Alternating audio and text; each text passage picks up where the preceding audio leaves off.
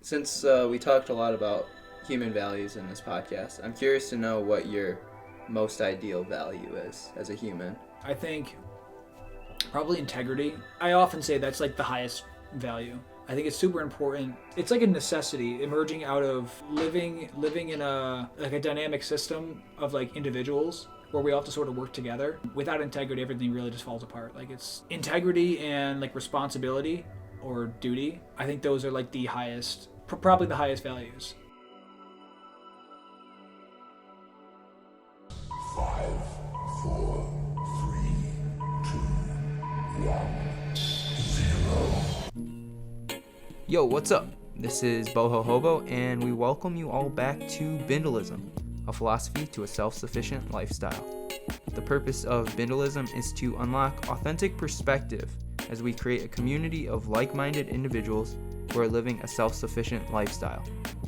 A self-sufficient lifestyle is one in which a human being is activating their self-awareness to curate an authentic life that keeps them sustained mentally, emotionally, and physically in their adventure towards self-fulfillment. Boho Hobo's mission is to support a community that fosters this culture. We will be interviewing a diverse group of people, including artists, creatives, entrepreneurs, and independent thinkers to make this happen. Please join us in this journey as we explore the world and broaden our horizons with discoveries of new perspective. Thank you to everyone who is taking the time to stop by on your journey to give us a listen. We hope you enjoy, and as always, explore endlessly. Episode 47, let's go, boys! Wait, is it 47? Yeah, I checked. Oh, nice. Every time we fuck always up. are like, what episode is this? We have no idea. What is Bindlism? What is Bindlism? You have to ask yourself at the beginning of every one. You don't know. This is a podcast where we ask you about the podcast Bindlism because we have no idea. I won't be very good. I literally haven't watched any of them. I have to like get involved. He comes on the show and is like, I give a fuck about you. I know. I do. I just haven't seen any. What's going on, everyone? We're back here for another episode of Bindlism. This is episode 47 with our boy. This tastes good. Cam Clarke. What is this? What is this? We're drinking some Bindle tea, Oh shit! Oh, which wow. we just launched. We Marketing. just launched Where- Bindle tea. Where can we get this from, Andy? This stuff's great. Where can we get it from? Our website, www.bohohobolifestyle.com. Go buy that shit. In the thrift stores near you. We can just honestly do like an ad in our podcast moving forward, Kyle and I. So, but yeah, Bindle tea. Ads. Anyways, we're here with Cam Clarke, and he lives at the Gear Factory here with Kyle and I, which Kyle just moved in, so we can about a actually week start ago. podcasting again. So you're the first of many podcasts to come out of the Gear Factory, so stay tuned. So Yeah, this is a podcast about you. Wow. Let the people hear about you, everything about you, but we don't have to talk about you if you don't want to talk about No, you. yeah, I'm talking about like whatever. Yeah. I didn't know if there was going to be any kind of structure, but I'm. so typically, how we run it is, this is like about your story. So, Cool. talk about like what you do, what you're trying to do, and then we'll talk about your life story, whatever you want to talk about, and then it can just spin off from there. So there's really no structure. But yeah, so why don't you start by telling people who you are and kind of like what your skills are, like what you're here what do at the Gear people know Factory you as? for. Yeah. So my name's Cam Clarke. I'm 22. I guess I'm here doing music, kind of. I want to get into like film scoring, but I've always been interested in like pretty much every kind of art. Like when I was young, I used to draw a lot. What else have I done? You're a singer. Music, yeah. Don't tell anybody though. Why not? Just They kidding. they always ask me this thing. But yeah, music's like been a thing that I've been doing forever. For the art show that we have coming up, I'm going to be doing art for that. Yeah, I guess that's sort of like what I want to get into. So film scoring, what's that mean? So film scoring is like when you watch a movie or something, it's like the music's in the background of it. Or like a video game, like there's soundtracks to those, that kind of stuff I want to get into. Also, writing stories. For a while, I was interested in writing novels. I've been recently doing like screenplays, stuff like that. Like I have a lot of old ideas that I just have in notes in my phone that I've had over the years, like, and kind of going back to them and re-exploring those and like trying to put them into like a real form. So when you say film scoring for like a movie or video game, are you creating the sounds strictly from scratch, or are you working with like music production, like something like Ableton or Pro Tools, shit like that people might identify with? Yeah, so I downloaded Ableton. I bought Ableton actually last February. So it's been a little over a year that I've had it now. That's primarily like what I make music out of. A lot of what's in there, like a lot of cinematic music you think of like orchestral, and so you can get like string packs. They're like recorded samples of an orchestra, and you can compose using that. I've recently been getting into like more alternative scoring stuff, where it is stuff that's like from scratch, like more electronic-y. I think that stuff is really, really cool, and like to incorporate them like together and mesh them sometimes is really, really cool. Orchestral and electronic. Yeah. That's interesting. Yeah, it's really cool. A lot of Hans Zimmer is like the biggest name in like film scoring, basically. A lot of the stuff is like Inception. That. Yeah, Inception, The Dark Knight. He's that like darker feel. Yeah. Where in a lot of those movies, or more recent stuff, just in general, there's more of the electronic and orchestral stuff together. It's like kind of a really cool wave that's happening right now. But. What would you say your like what's the word? Your inspiration is for the scoring that you are working on? Well, like, what's your sound? Oh yeah, that's a hard question because like I don't know if I really have like a sound. This is probably like a struggle that all artists have, like trying to find like their sound or style kind of thing. Where it's like they may not identify what their sound is, but other people can identify it. Kind of. Yeah, it's probably that's probably true. But yeah, like I find myself in such a diverse like range of genres, like everything from like singer-songwriter stuff to like orchestral to like weird electronic, like jazz kind of stuff. And it's cool because you get to find yourself through the music. It's like constantly in flux, and it's constantly changing, so you don't really have like once you have a set style, it changes next week because like you get inspiration from new format of music or whatever, new genres. Yeah, I think like it makes sense like when you look at what I listen to, because I listen across such a broad spectrum too, that like the stuff that I make just sort of comes out of like all those corners. But I think it probably all like comes together in a certain way. Like when you do a certain style, like it's all sort of influenced from everything probably.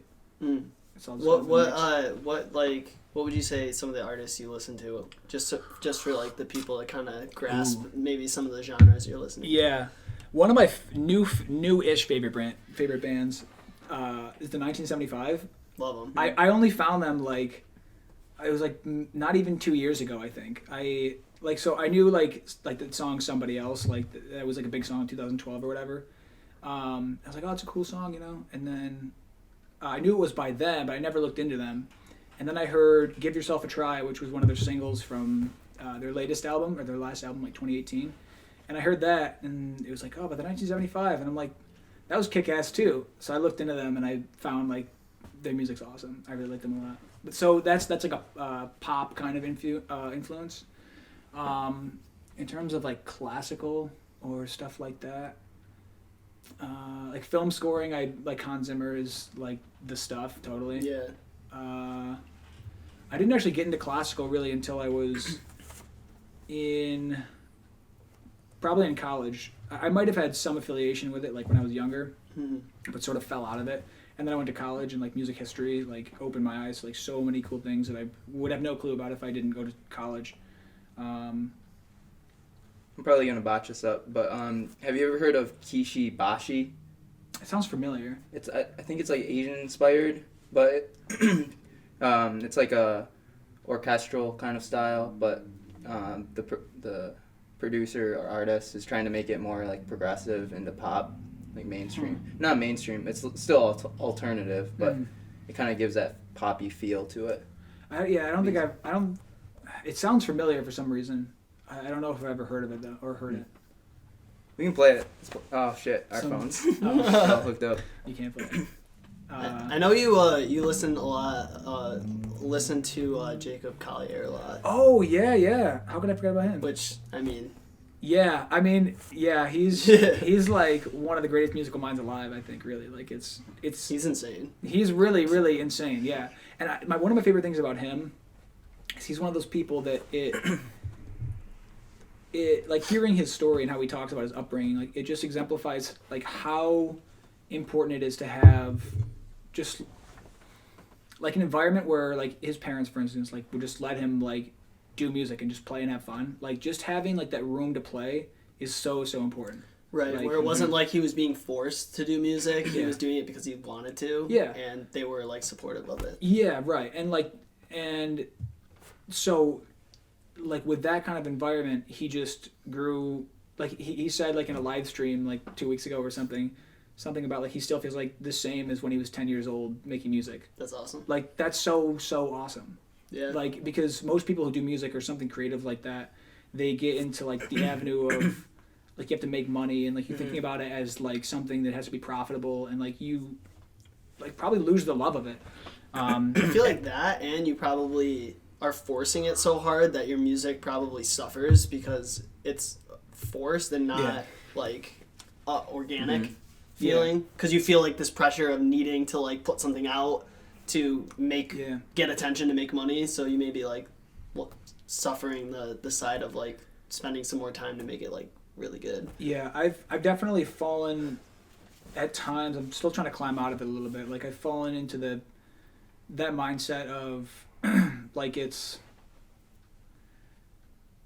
like I sort of like fell out of love with it a little bit, like because I maybe was trying to force it. Well, it's also hard if you're not like financially supported by it. Yeah. Because then you're like going off and doing a day job, so you can financially fulfill, the ability to be creative.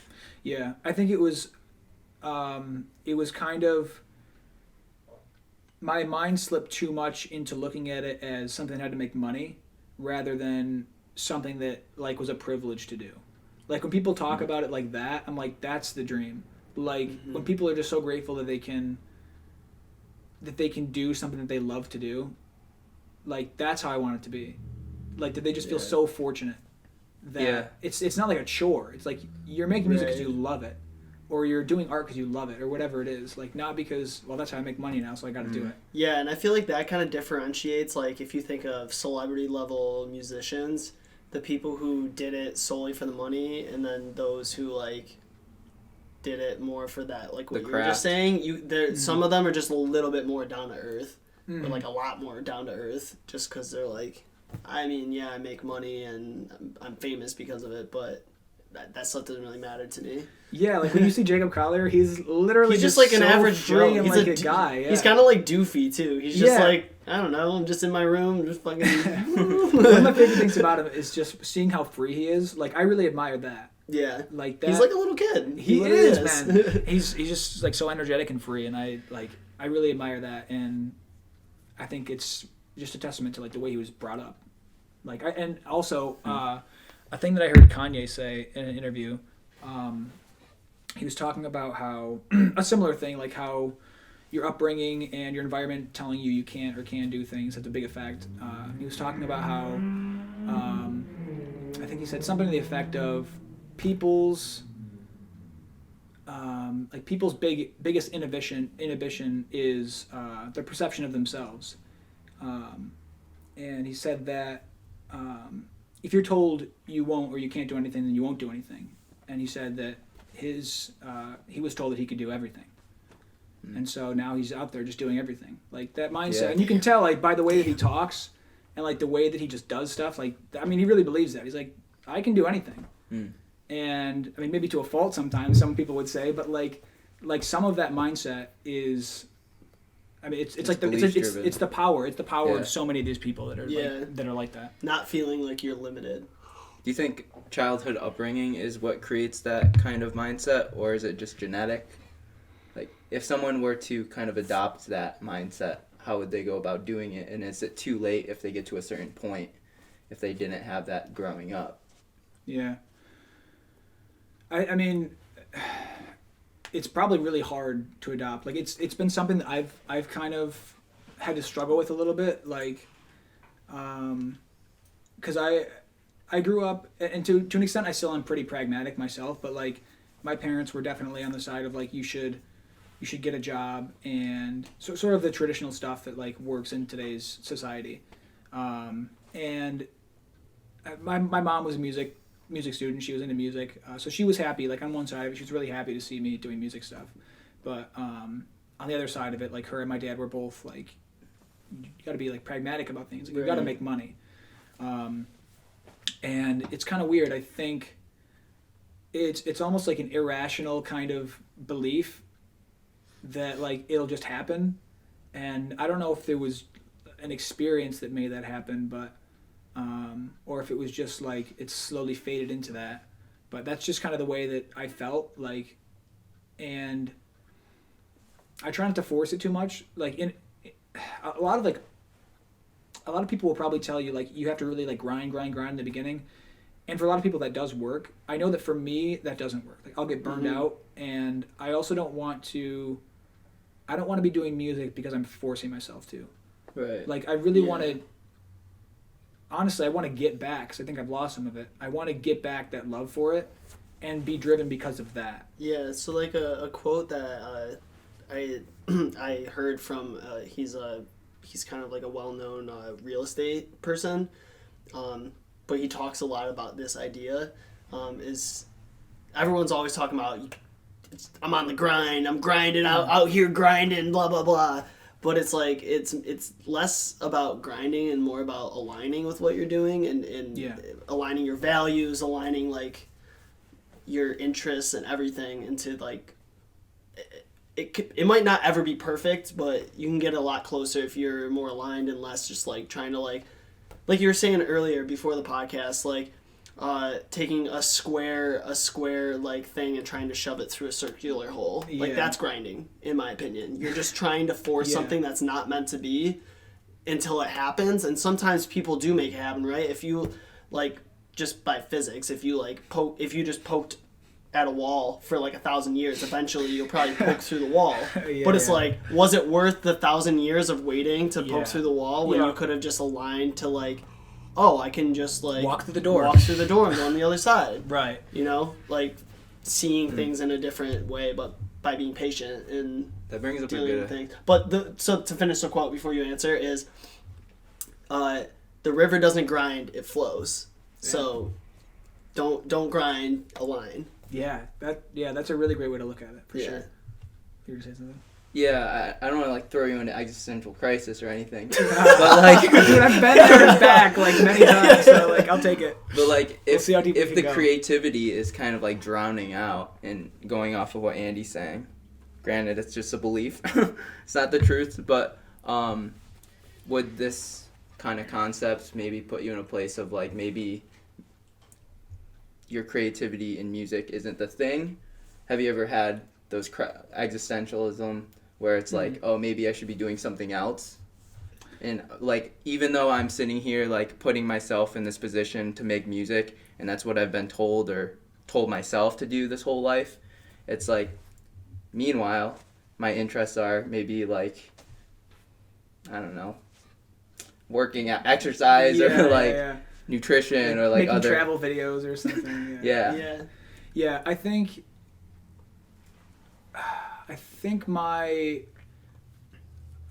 I don't think that I've fallen out of love with it. It's just like there's a hurdle of like making things in general. Like you have to put effort into it, and just with like starting anything new. Like when I started using Ableton, like I've never used a digital audio workstation really, besides GarageBand, but it's very, very different. And so there's a learning curve of learning that, which was hard. And also, I tend to be like pretty judgmental about my own work. So there's also that. Like I have like I've always been kind of like a perfectionist, probably, I guess you would say. So that's like a hard thing, just constantly like judging my work so much. But then also, it's the difficulty of working, I think, is also a function of like the culture that we live in, where you can get like instant gratification on stuff, like it's just very, very distracting. And that's the thing I've really had to struggle with and like try to overcome it. Like sometimes like I'll be good for a little bit, and then like I'll just go down the rabbit hole of like distraction for like weeks or months, whatever. It's that dopamine hit. Yeah, I mean, really, it's like the distraction that like is just so pervasive in our society now, like with Instagram and all the instant Which is gratification weird. stuff. Yeah, I wonder, like, if, I mean, say technology was the same, but social media wasn't there, if, like, that would change how people go about these kind of, like, endeavors. If there was less of this, like, push for needing attention all the time, and more just focus, like, inward on, maybe people would be more self-aware. It's tough because they it's were like... less distracted. If you look at like social media as a marketplace, it's like you're putting your ideas out there, music, creative content, and there's like to a certain extent you have to appeal to the masses to be able to get your stuff heard. But at the same time, you want it to be authentic to yourself. So you're always stuck in this like dichotomy of like going back and forth. What should I be doing? And at the same time, it's like capitalism kind of supports the idea of like us grinding and putting in the work to pursue our dreams, like the American dream. But at the same time, it's like other people that are pursuing their dreams is this thing that you're talking about with the distraction that's distracting us away. It's like the content is there that we could like go down the rabbit hole of consuming, and it's also like the system is providing us an opportunity to create. So it's like shit, we're always stuck between these like two walls. It's like, I think the it's really just like the people who succeed are the ones who learn how to balance it the best. Or completely get or rid they're of just consumption. really fucking good at what they do and people just buy into it. I mean there's both of those. Like I think if your goal with whatever you're doing creatively or otherwise, I guess, if your goal is like to be the best, like you really might want to consider your intentions, because like actually being the best at anything or like up there is really hard. Yeah. And like to get there, I don't know that, maybe for some people, but like if you're like a sociopath, like it's hard to use that as your motivation to get better. Like, right. I feel like the only thing that's going to get you that far where you're like top tier at anything is because you just really love doing it. It's like the 10,000 hour rule. Like that's how you become a master. If you're putting in 10,000 hours, like every hour is like agony, and you're like, I hate this, I just want to be the best at something though. Like, I don't want to live that. Yeah. Right.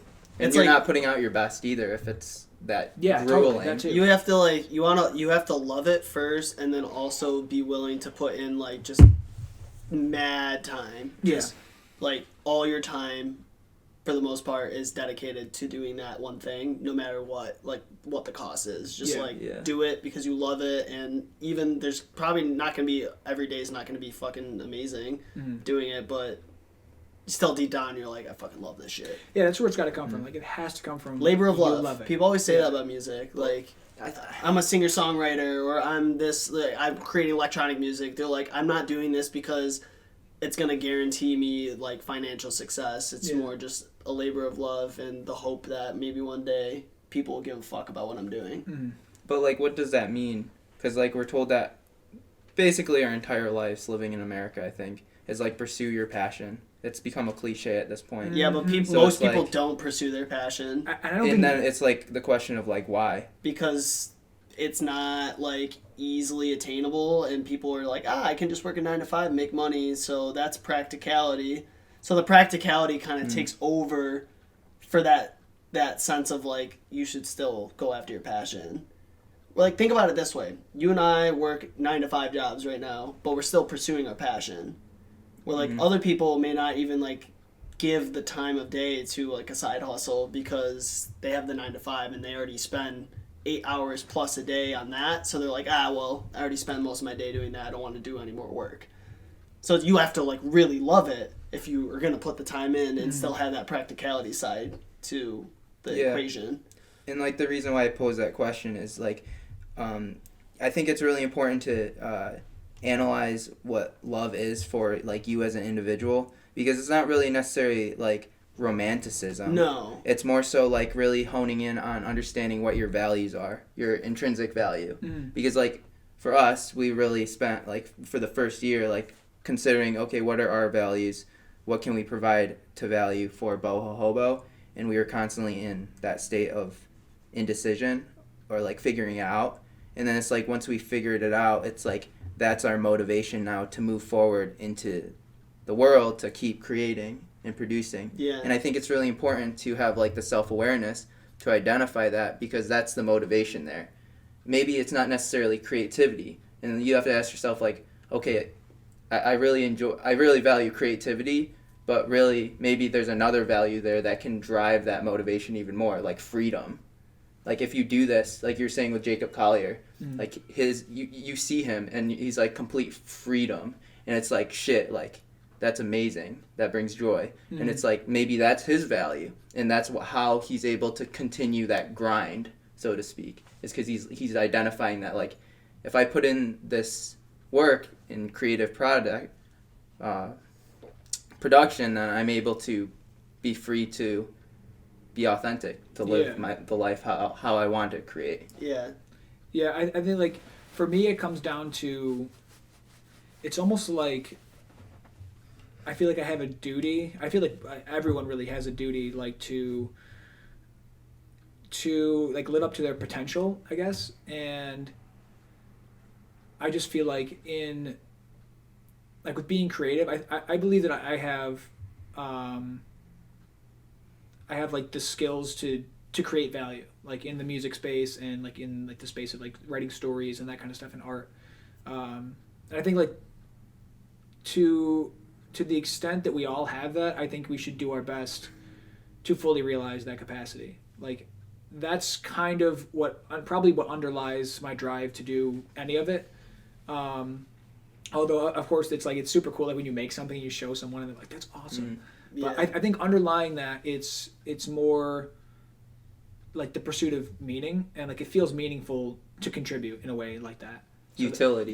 Yeah, like I mean, and it makes sense like from an evolutionary standpoint. Like you want to be useful to like the people around you, and that's just like hard baked into us. Right, and that's what drives underneath everything. It's funny too, because that's like a fundamental element to being successful in like a business or anything. Is like if you're not providing some sort of value, then you're not going to like succeed, because the only reason people are going to buy into you is if you're providing some sort of value to them. Like they want to receive something in return for like the attention that you're seeking. Give and take. Right. It's that like supply and demand. So like, yeah, so I totally get it. Like and I mean, fundamentally, like going, thousands of years back, people weren't necessarily trying to like get famous on Instagram, but it may be like, but it's more like a tribal thing. Like I need to provide for my tribe, and this is my like task. I need to go hunt, and when you hunt and bring it back, everyone's fucking hyped. Like, yo, he's got that fucking gazelle. Let's fucking go. Yeah, like that kind of shit. Yeah. And then you feel like they probably got like a dopamine rush or whatever, because everyone's hyped on the fact that they killed that gazelle, and he was probably hyped when he killed the gazelle. Yeah. That brings up a good thought process as far as like how our economy is today. Like you're comparing tribalism of like killing the deer to bring back. Now it's like creative tribalism, where it's like we've evolved from the point of just needing to meet our basic resources for the economy or community, but now it's like how can we push the envelope and like find the self-actualized state of being, creativity to like bring back to the people. Yeah.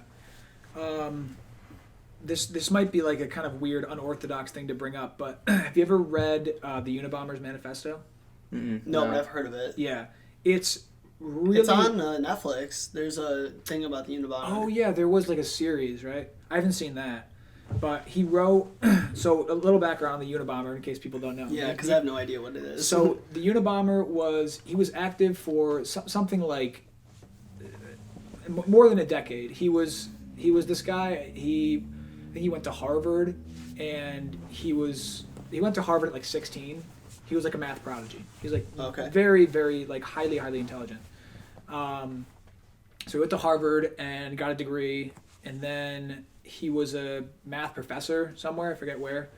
And then after a few years, he moved into a cabin in the woods, and I think like very few people even knew where he was. He was like really isolated. Like he was by himself basically in this small cabin, like maybe the size of this, maybe a little bigger, something like this though.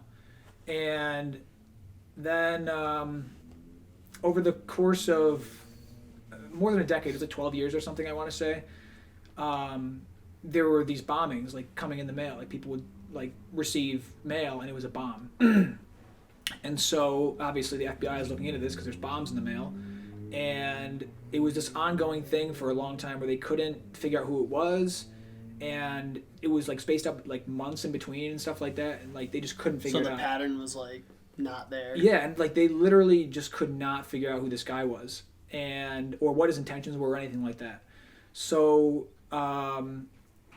later on, this was a little bit before he got caught, he wrote this manifesto. He'd presumably been working on this for a long time. He wrote this manifesto about, it was basically calling for a revolution against the technological industrial system.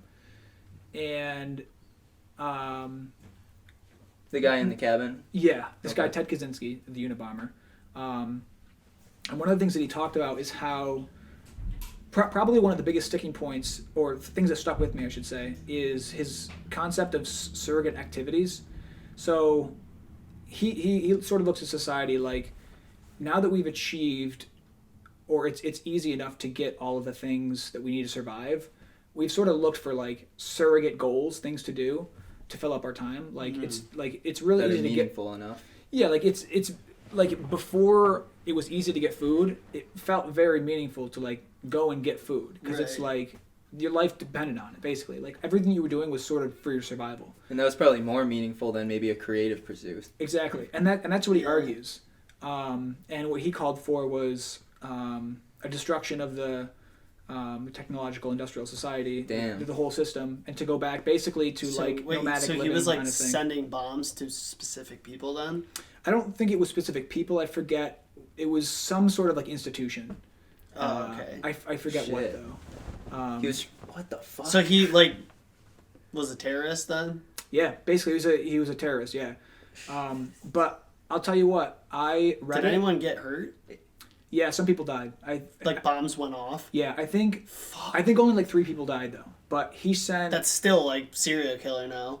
Yeah, I mean, he did kill 3 people. He sent a lot more bombs. Some of them were like they didn't go off, and there was questions about whether it was intentional they didn't go off or if he just didn't know how to make them because like he was just a math professor. Like he didn't build bombs for a living. Yeah, but he's a sociopath at the same time.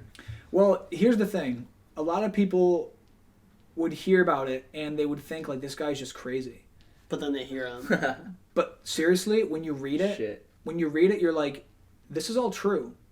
And the reason why he sent bombs, he justified talking about how if he had just written this manifesto and sent it to... So basically what happened was he sent the manifesto out to all the major news publications like the Washington Post, New York Times, whatever. And he said something like, post this unedited or I'm going to like keep bombing people. And so they're like, okay, like, I don't know if we do it or not. And like they talk with the FBI and they're like, yeah, we should do it, like to avoid people getting blown up. So they put it out unedited in the Washington Post and whatever. And I'm sure a lot of people read it. But his argument for killing people was that if he had just sent it to Washington Post or whoever, first of all, they probably wouldn't have accepted it to get in. And even if it had, no one would probably read it if they didn't know that it was something spectacular. But like because he's the Unabomber, they're like, oh, what is this guy's intentions? Like, let me actually read this. I'm interested now. So maybe it was like a publicity stunt. Yeah, essentially. To get his manifesto heard. But did he actually mean to kill people in the process? Yeah, I mean, he was sending bombs. He was sending legitimate bombs, so I would assume it's meditated. Yeah, premeditated. I imagine he was planning to kill people. But his argument in justifying it was that the suffering of the people dead because of the bombs was far less than the suffering that would occur if the system wasn't destroyed. Oh, so he's like proving a point. Yeah. And he's like in a way, which is like he's playing God by doing that to prove his point. Well, what he was saying is that if you were to somehow quantify human suffering, the suffering of the continuation of the current technological industrial society would far outweigh the people and lives that were affected. Yeah. Do you support the technological innovation that we have today? After reading that? I'll tell you, it definitely changed my view and made me think in a very different way. I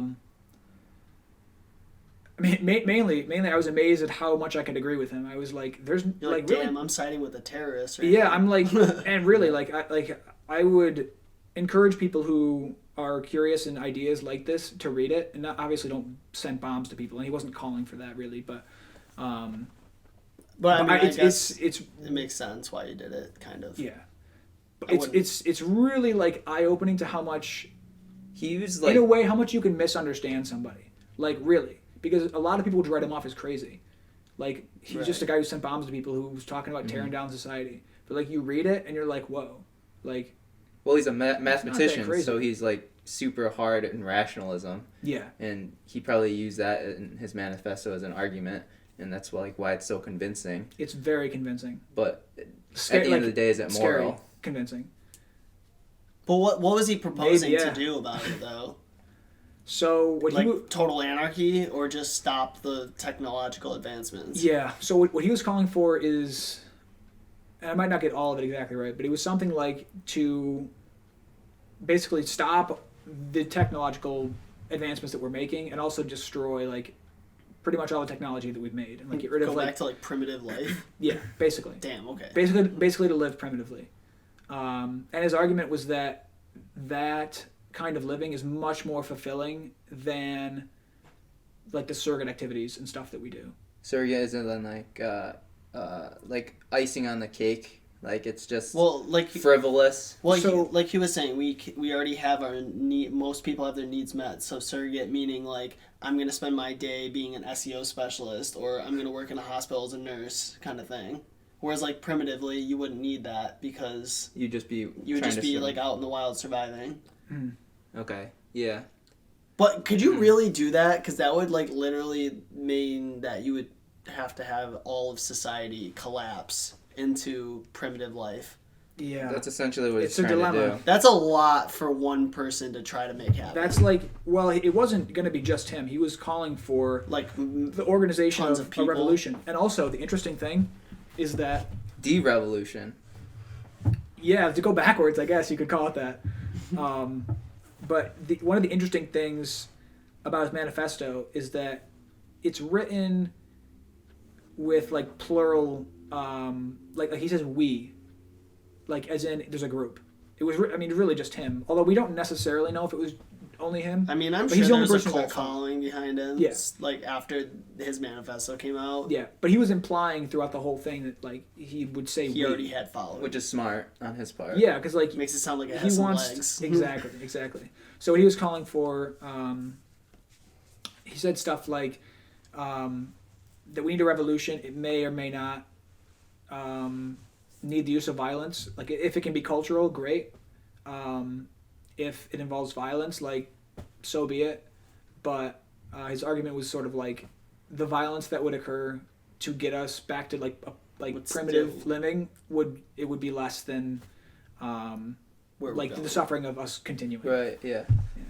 Okay. So to go back on the question I posed, like you as a creative, if it weren't for the technological advancement that we have in our economy, you wouldn't even be considering the fact that you would want to pursue this life as a creative. We wouldn't even have the economical stability to be able to even I wouldn't even consider have the free time, really. Yeah, I probably wouldn't even have out all the free hunting. time. Yeah. Some shit. And it's like it's like preventing us from reaching our fullest capacity of human potential. If we're going back to these times of just like hunting and gathering. Yeah. Like we don't even realize how much potential we do have as humans because we haven't reached that point. Yeah. But like I don't know. It's just like crazy to consider the idea that like we could reach a capacity that like maybe 1,000 years in the future we'll look at them and be like, damn, those are superheroes. And we're just here, just chilling.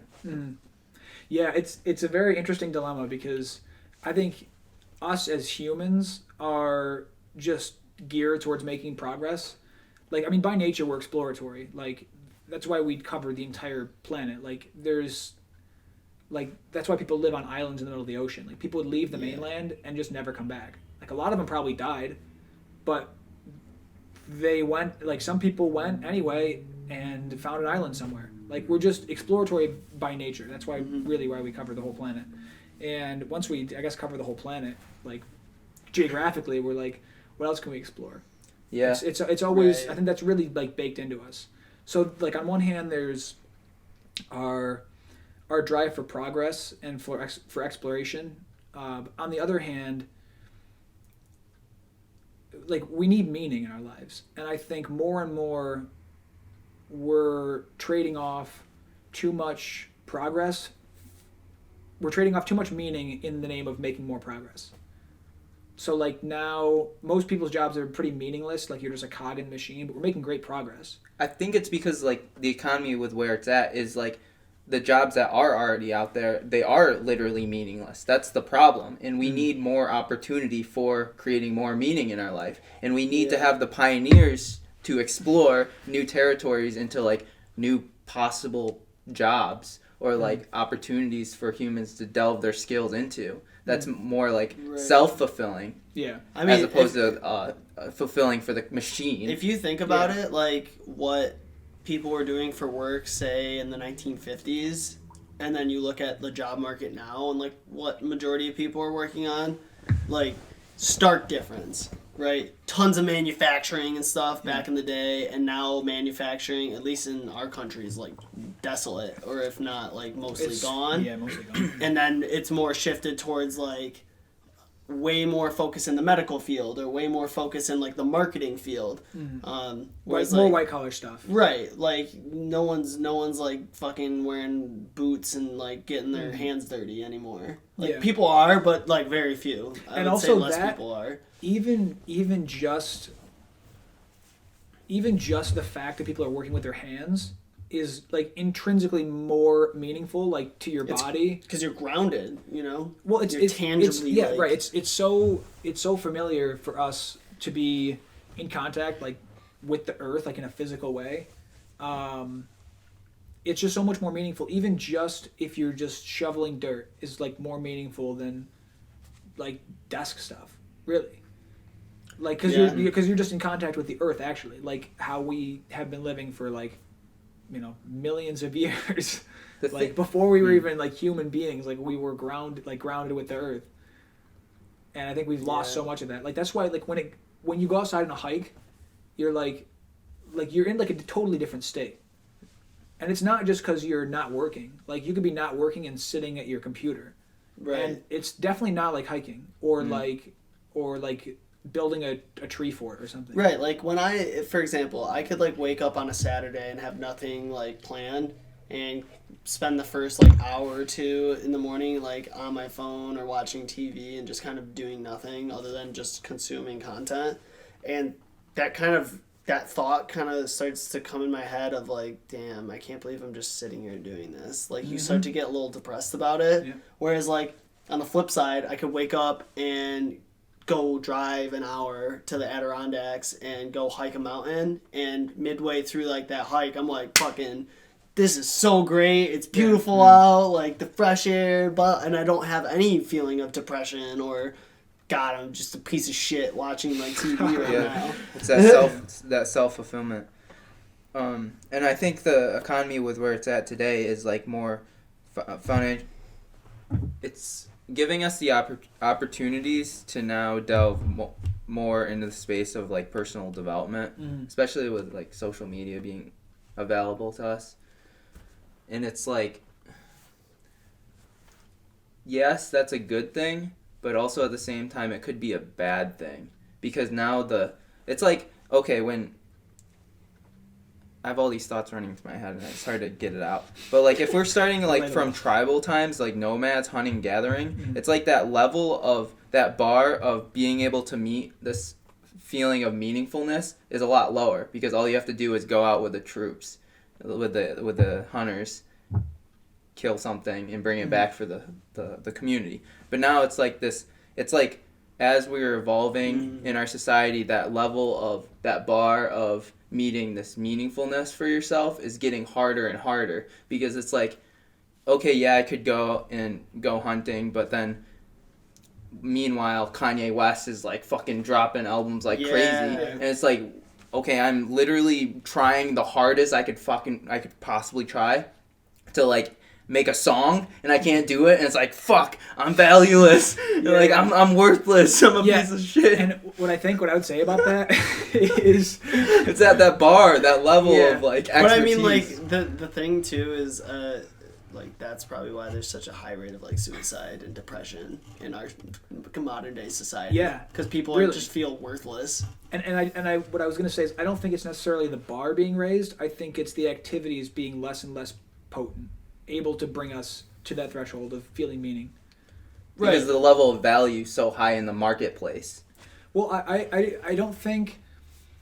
I see what you're saying. I think, yeah, there's something to, like, when you see your competition, like, so far exceeding you, there's that, like, factor of comparison. Yeah. But just, like, talking about meaning, I don't know if our threshold for feeling like you're having a meaningful life has went up. I just think a lot of the stuff that we do, like, is just less like meaningful. Being good at golf, not that meaningful, really. Like, it's meaningful, like, in the construct of our society, because, like, someone who's good at golf is like, wow, it's really impressive, you put time into something.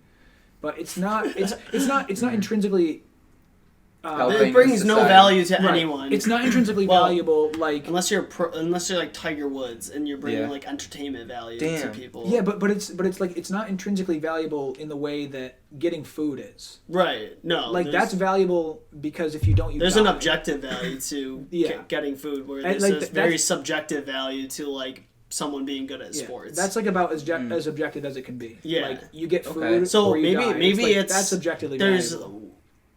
The meaning that we're trying to get after is way more subjective and less objective now. Like, it is subjective. Value, I think, the things that would is make you subjective. feel like you're living a meaningful life in the past used to be way more objective. Like, I need to provide for my family because times are tough. And so you going to that 9 to 5 and getting that money is like objectively to put food on the table. Whereas like now, well, I'm not speaking for everyone, but say like the economy before COVID was like pretty good. People were more like searching for subjective values in life because there's no objective value needed at the moment. But then COVID hits, but and it's now, like shit. So we're like shifting back. Yeah. And there's that objective value now where it's like, if you don't keep yourself healthy, then you're gonna die, kind of thing. Yeah, like what do you do during this time of isolation?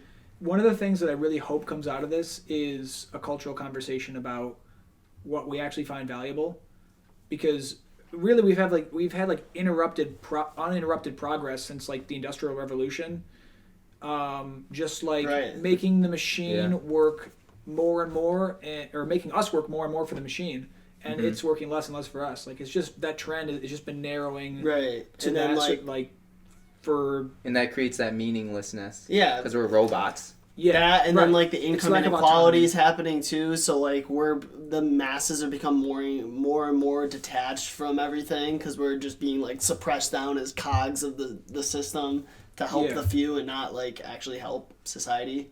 Like, it's almost like we need a marketplace that gives us more meaning.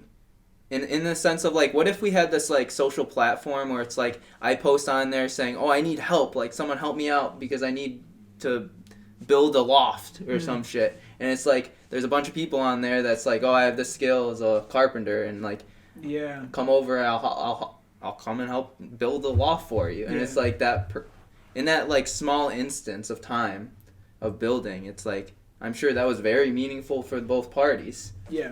But it's like it loses that sense of value now when it's like we got Amazon that's just like, oh, I want this, and it comes in like 2 days. And meanwhile, you don't see the back end of Amazon where it's like all these people like working like robots to be able to get that product to you. Yeah, I think, and so that example of we need help building a loft and people kind of come up and help, that reminds me of in Andrew Yang's book. Have you read that? Or anyway, I'm familiar with Andrew Yang. Yeah, But in his book, he talked about something like that. There's, I guess, some trials of systems like this where it's sort of like time banking.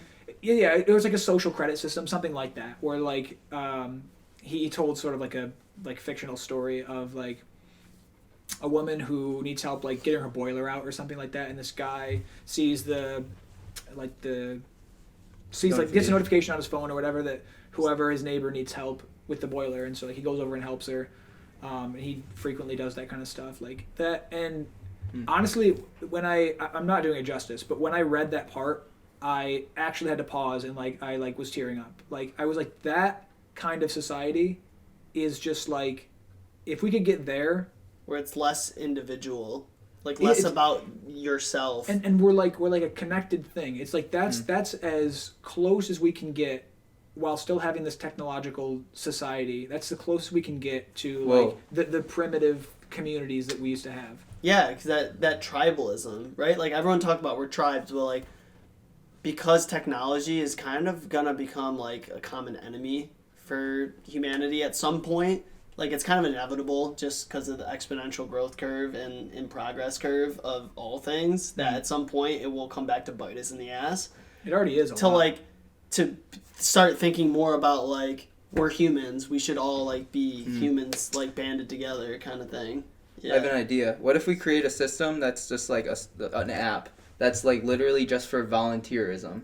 Because like think about it, when we get to a certain point with our technology, we're gonna be able to meet all of our basic needs to a certain extent and just have robots running that shit. And like automated manufacturing, automated like food production, automated like we have Tesla that's like gonna be driving people around in like automated vehicles. Like we can let like right now we're in like the brink point, was it turning point, where it seems like tipping point where we feel like this is all meaningless, and yeah, maybe it is, but what if we get past that and we're like technology is going to allow us to just be human and we don't have to worry about money anymore. Maybe we can get universal basic income where it's like now we can just live off of that, meet our basic needs, go form groups like community groups to do stuff we like doing, not worry about the money anymore. We can focus on creativity and just like volunteer and help one another. Yeah.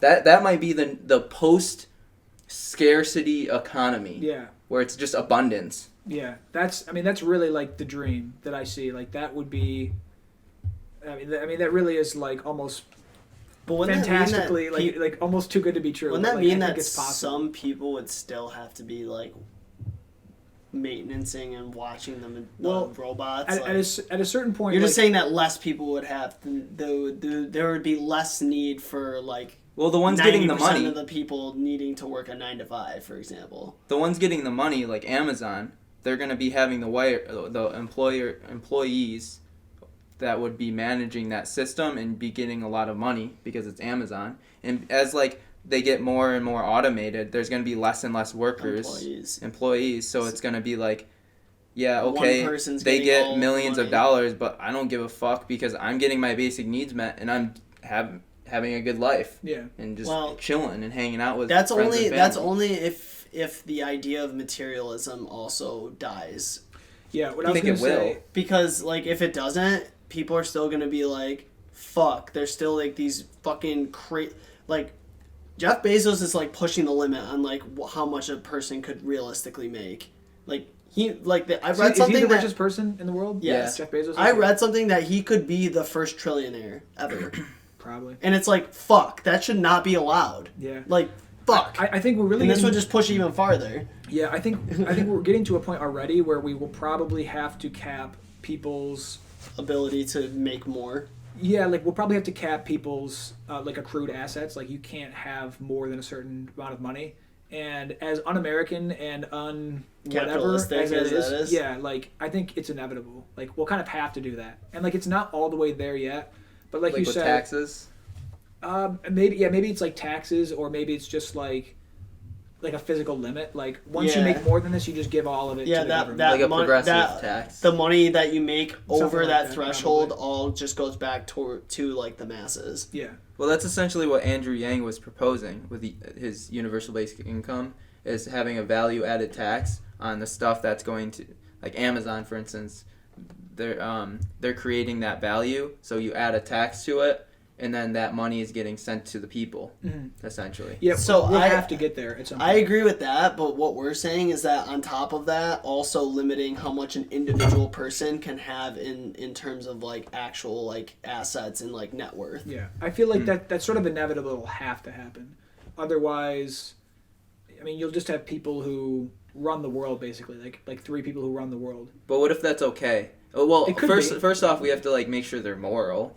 Yeah, but if like, they're already at that point, like how many times has someone come into power that's not moral and we can't do anything about it and they just fuck shit up, you know? Yeah, I mean, It's like, how do we the know thing that is, Jeff though- Bezos can't just fuck shit up, you know? Like he could be capable of it. He's got a ton of money and influence at this point. Well, that's like one of the positives of capitalism is that it's a market where, well, we try to have it as free of a market as possible, but like there's checks and balances because it's like the people, there's no demand for that, so it's like they choose to make something else that's more valuable, and there's always like the checks and balances. Whereas like with socialism, it's like the people at the higher up have all the power and they have the say to like produce and distribute whatever it is that they want, and that's why it collapses. Because it's not a free There's market. So So it it's doesn't like, leave it up to the people to decide like what's valuable and what's not. They're just like, this is the value. We all share the value. and you better like it. Yeah, and or if you don't we're like gonna it, kill you. fuck you. Yeah, I think that really brings up like it sort of points hard at the idea that like we really need to have a cultural revolution about like what we value as a culture. Yeah.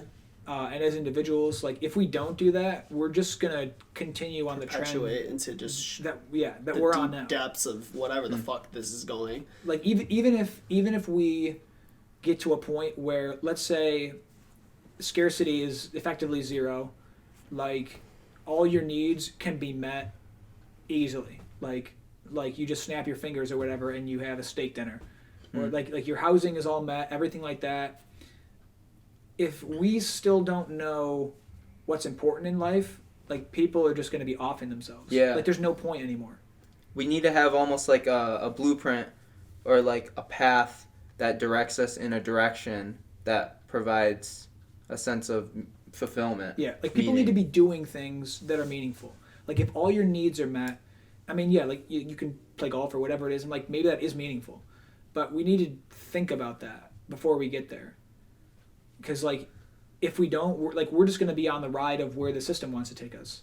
Yeah. And if we're really not thinking about like we have to direct it, like we can't just let it keep going because it's been doing that for a while and like it's not been good for us. It's kind of crazy that we're having this conversation because like before we had this, I texted Andy and I was like, I had this like profound philosophical like thought today, and it's like very aligned with this conversation.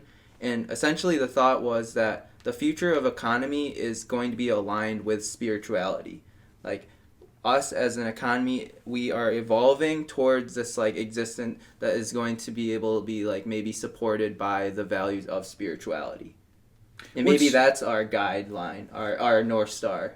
What would you put into? I think like spirituality is like a sort of like amorphous term. Like, what do you like? Can you hone in on it? Like, put big areas give around an it? example. Of what So you mean. like we're here at the economy, and we're talking about we need a guiding force, and it's like spirituality is that like big unknown thing that like kind of like guides all of us as humanity to like figure out, okay, what are our morals? So like it's not found out yet, spirituality, but I think like as we progress more and more, the guidelines for spirituality start to get more accurate because it's like shit, now we have to actually think about it. Yeah. I think that's where we've been going. we have to like, think about the true meaning of life. Yeah. Well, this brings up some of the issues of just technology and like the power that it gives us. Like for an example, like abortion, that wasn't something that we had to think about in a moral way, like forever, really, until recently.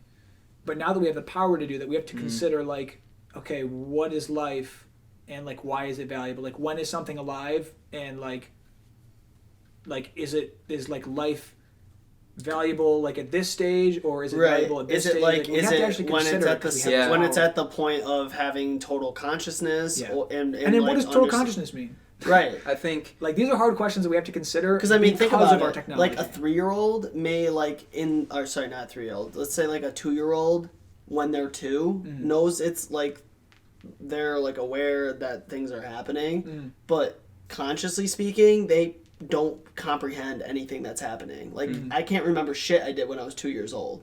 I have like maybe 1 or 2 memories. So like if I was killed at 2, I wouldn't even realize that I was killed, right? Like, at least in my mind, that's how I see it. Not saying that it's right to just, like, let's off my kid when he's 2. Don't off 2-year-olds. But what I'm saying is, like, okay, even at 2 years old, of being, like, literally out the womb, you still don't even, like, fully comprehend what the fuck is going on. Yeah. And also, there's, like, there's a couple thought experiments that, and not to get too much down this one rabbit hole, but, like, there's an interesting thought experiment about, like, if someone's in a coma, and they have, like, no chance of waking up, is it all right to just like pull the plug? Or what if the uncertainty of them waking up isn't like 0? Like what if there's some chance but you don't know?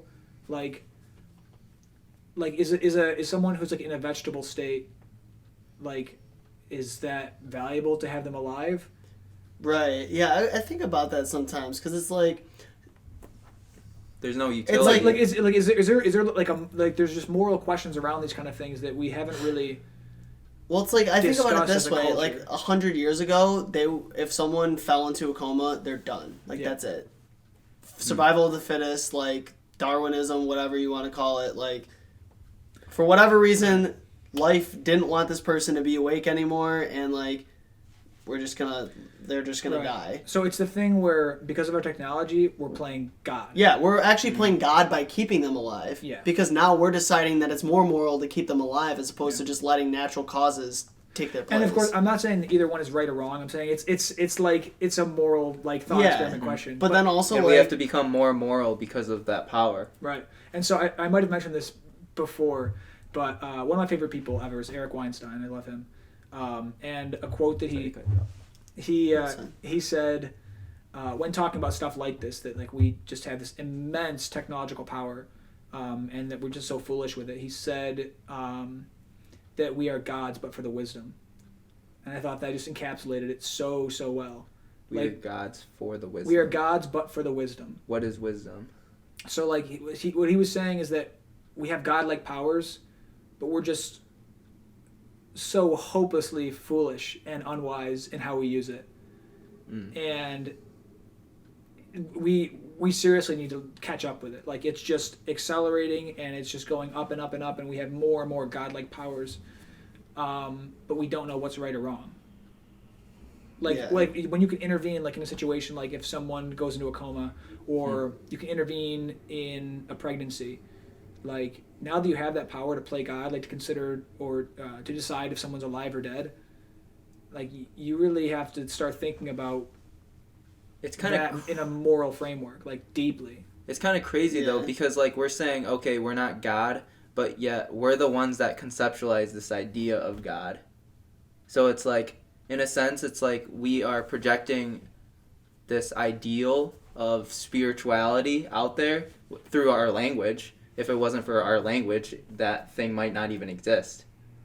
I mean, it might still exist. Ideal. The idea of like morals, all of this stuff, like philosophy and stuff, it wouldn't really necessarily be a tool for us as humans to use or something like that. But like, he's saying that we are gods, but for the wisdom is almost saying like,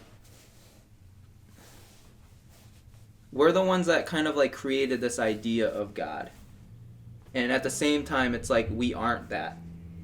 So it's like we, in a sense, are like projecting our insecurity of like we need this higher force to control us. And maybe that's like artificial intelligence. Well, that's literally because humans literally think, like, not saying that all humans think this, but in general, humans think that they're the best thing ever. And that nothing is better than it, other than the whatever made it. So they have to like conjure. Dope, so. We have to conjure this idea of this like all-encompassing being that made us. Because what can be better than a human? But it's like there's probably other beings out in the universe that are like way more advanced and like way more civil than we are as humans.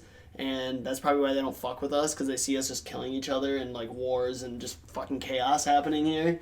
I think a lot of the idea... So yeah, insecurities. Like, we're just so insecure with ourselves and we think we're the fucking best. And at the same time, we don't. Like, we still need some guiding force. Yeah. It's weird. It's like we think we have the power of God, but at the same time, it's like we're still children. Well, I think it's kind of going down your line. Like, we have wisdom at our hands and we don't know how to use it. But we have the power at our hands. Yeah, we just lack the wisdom. Well, yeah. Well, I'm saying, like, yeah, like we have the ability to receive the wisdom, but we're too blinded by our insecurities and, like, just dumb nature to, like, yeah, I think grasp it. I think these are just questions that we never had to consider. So now it's like all of a sudden they're introduced. Right, because it was also like survivalism, and now it's coming to this ability where, like, technology can literally support life where we don't need to, like, expend any energy to, like, survive, other than, like, making sure you eat and brush your teeth. Yeah, or like another example, which is not too far off the horizon, is like genetically modifying humans. That's not too far out. And, like, there's some serious moral implications. Like, there's some things to think about there. Yeah. And as sci-fi as that sounds, like, it's really not that far out. And a lot of things like that, things like... have you heard of Neuralink, CRISPR? Kind of CRISPR is like you can cut out genes and, like, put them into other genes. Yeah, so you can, like, make someone have blonde hair. Or you can make them make it so that, like, you're guaranteeing no, like, mental disabilities. Like, oh, this is the one that will give you Down syndrome, so let's move that over here. Like, yeah. Damn. And nature doesn't even care. Nature's just like, oh, this person has Down syndrome, they're just indifferent. But, like, humans are the ones that, like, place that belief of, like, good or bad, moral, that kind of thing. Yeah. And then then we have to really consider, like, what do we consider be good? Well, too. I think it's coming to this.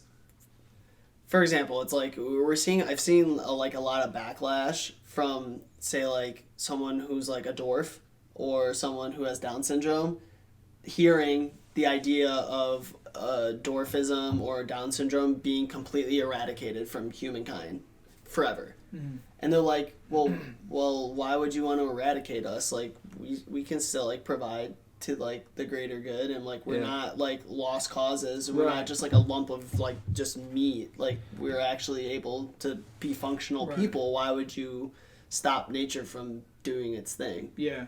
But, like, you get why, like, people... I get both sides, honestly. Yeah, like, with people's good intentions, like, they want someone to not live in unnecessarily, like, have unnecessary suffering. Right. And, like, having some sort of disability that makes it hard for you to work in our...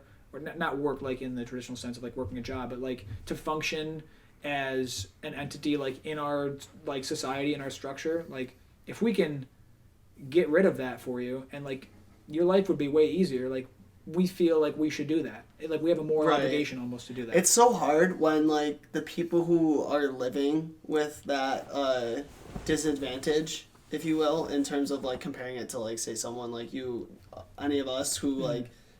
There's things that they struggle with that most people don't. Well, it's like because they lived through it and they figured out how to live through it, they're like, well, why would you want to stop other people from having to live through it? Because I made it happen, so it's fine. Yeah. But it's like... But in reality, you're only saying that because you're alive and you have that. But, like, everyone else, like, if I had to choose to have Down syndrome or not, I'm going to choose not every time. Right. And, yeah, and we project... But I also say that because I've never lived with Down syndrome, so I'm like... Some people think it's, like, more beautiful than just, like, the average human. Like, they could argue to say that people... this is getting really, like... dicey. Yeah, I mean... dicey. Like, it's hard to talk about it because I don't want to, like, offend anyone or anything, but I guess I will. Well, I don't think I'll talk about it, but, like... We're not having very, like, convicted, like, stances. We're just talking about it in a general term. Yeah. It's just trying to, like, look at it in terms of, like, just seeing other people's point of view, I think. And, like, if someone does have a child with Down syndrome... they might see that being beautiful and, like, bringing joy into their life in some way that's different than having an average child.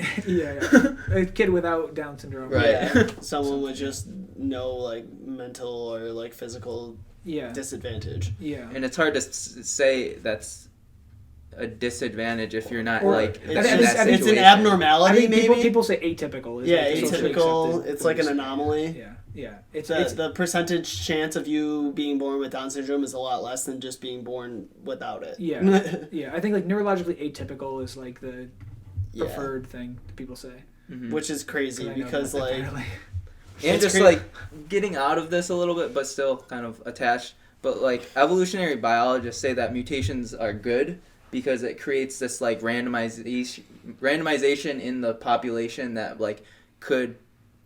It like balances things.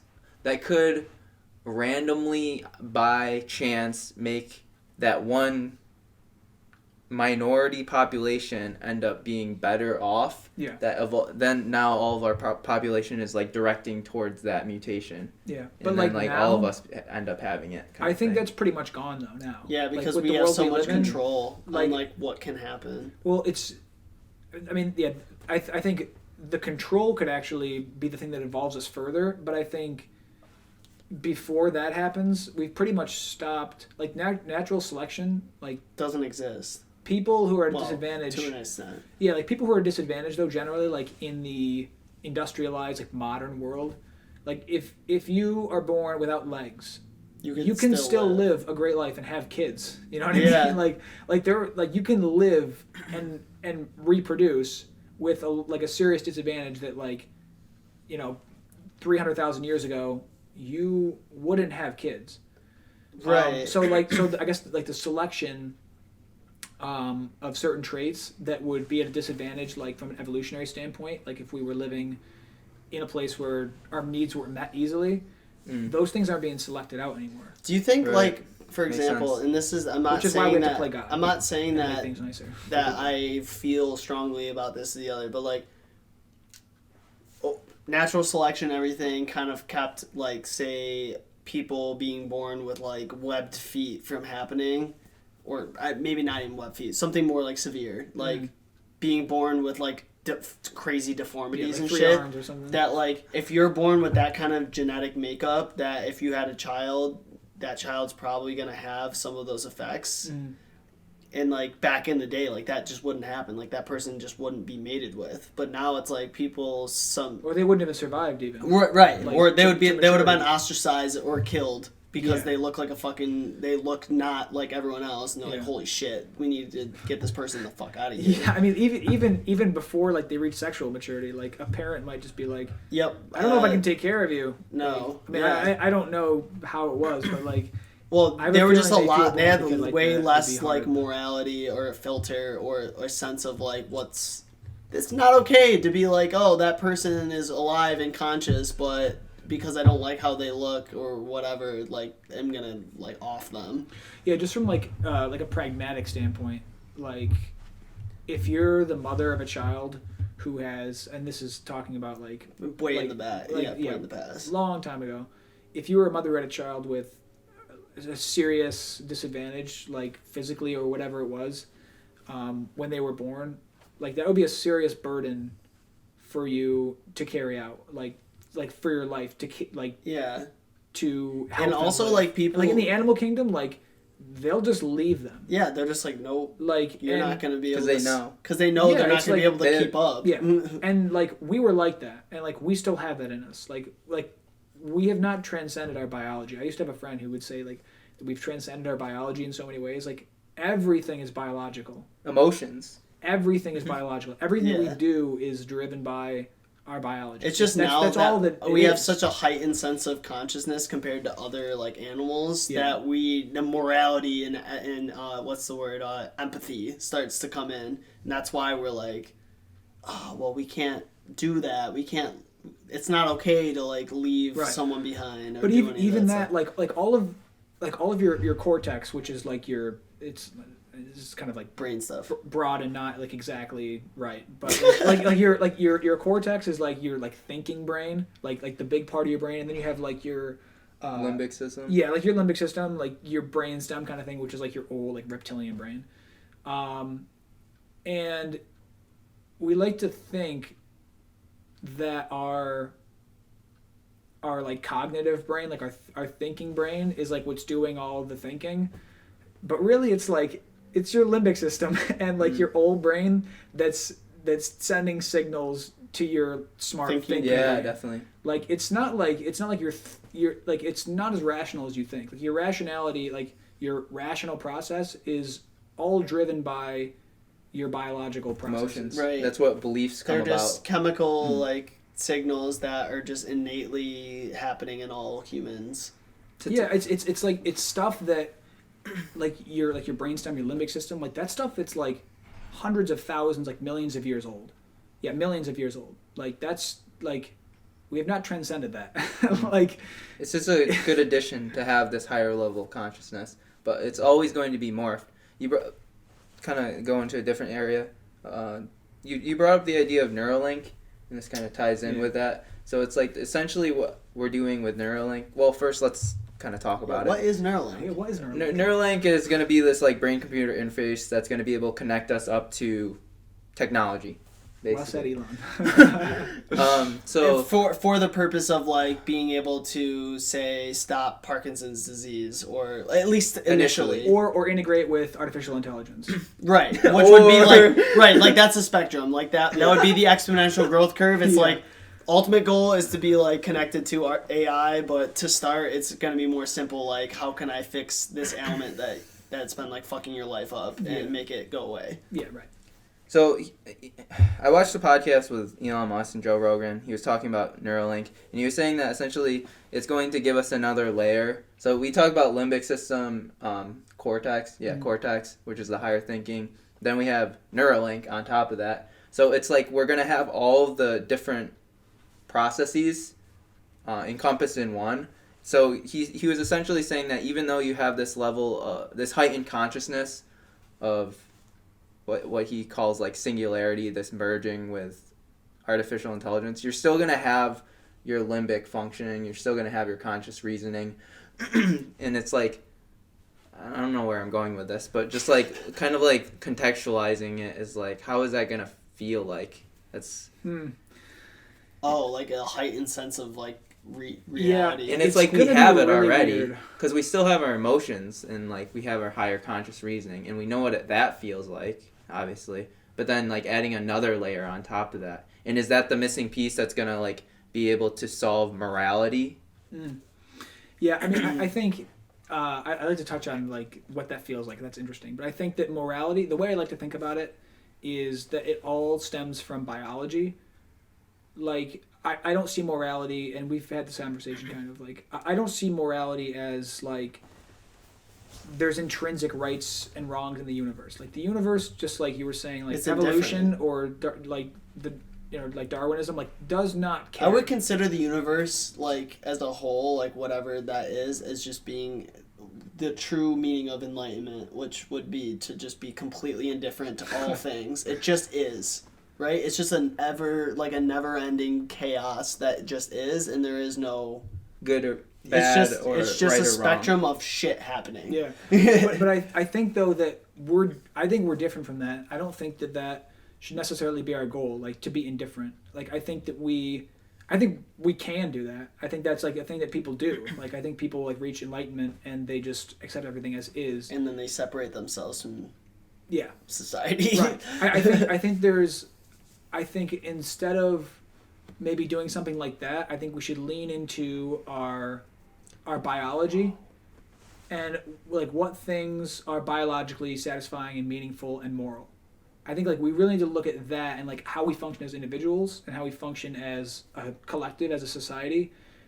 Like that's where our morals come from. Like our morals are just like rough rules for how we should interact in like a dynamic system with individuals making a larger thing. I just had a brain blast. Yeah, I love it.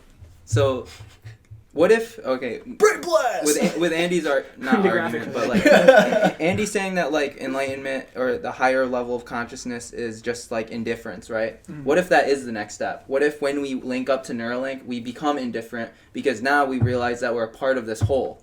We're just a small part of all of humanity, while still being connected to the whole. So it's like, at that point, I don't care if I die, because I know that maybe it's, like, if you're just like the singled out one person in the tribe, and you're saying you're really bringing us down, you're really bringing the whole down, because you're causing ill effects for everyone. And then it's like, we we kind of have to make the sacrifice and just off you. And like if you're connected to that higher level consciousness of connectivity of everyone, it's like, okay, yeah, just kill me off, right, because I'm gonna move on and just like merge with your consciousness and being completely indifferent or enlightened, if we will. Well, that's assuming that like consciousness is like a collective thing. Which it will be, because think about the internet. In a way, I see what you're saying. I see what you're saying in a way. Like we're gonna be able to upload our consciousness. So I keep cutting you off. I'm just like, no, it's great. No, it's blasting. I can't stop it. We upload our consciousness onto this inner web.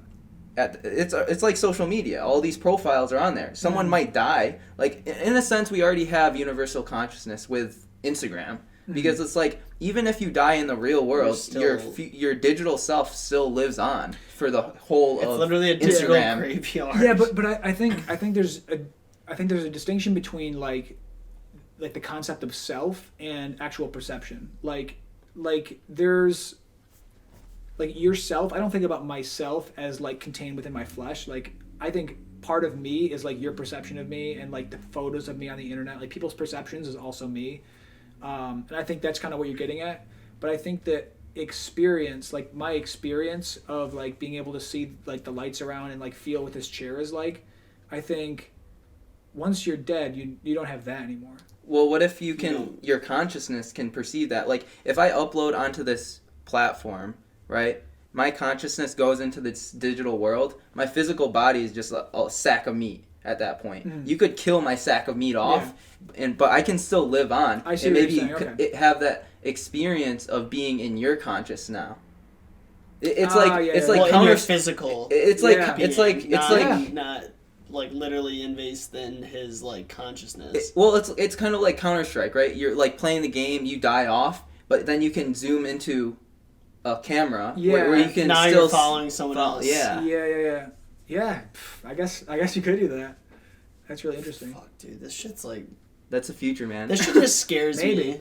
Yeah, but I think before we get there though, like again, it comes back to like we really need to think about, is it morally good to do this? Like we need to have like a serious like cultural conversation about all this stuff. The thing is like I don't think it's going to happen. Like I don't think there is going to be a moral conversation about it. I think that no matter what we say or do about it, like people are still going to push for it to continue to like Elon Musk literally talks about how like this shit could be the end of us, but he's still the one fucking pushing the technology. Yeah, it's our infatuation with progress, and it's like fuck. It's like you're literally like a double-edged sword.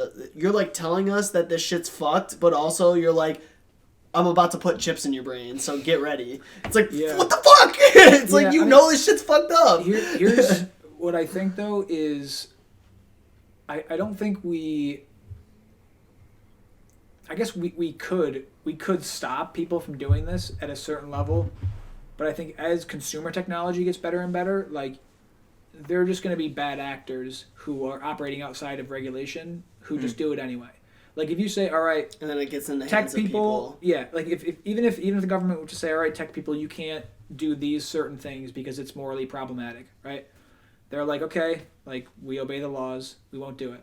But then like some Joe Schmo in his basement who's wicked smart, who's wicked smart. Some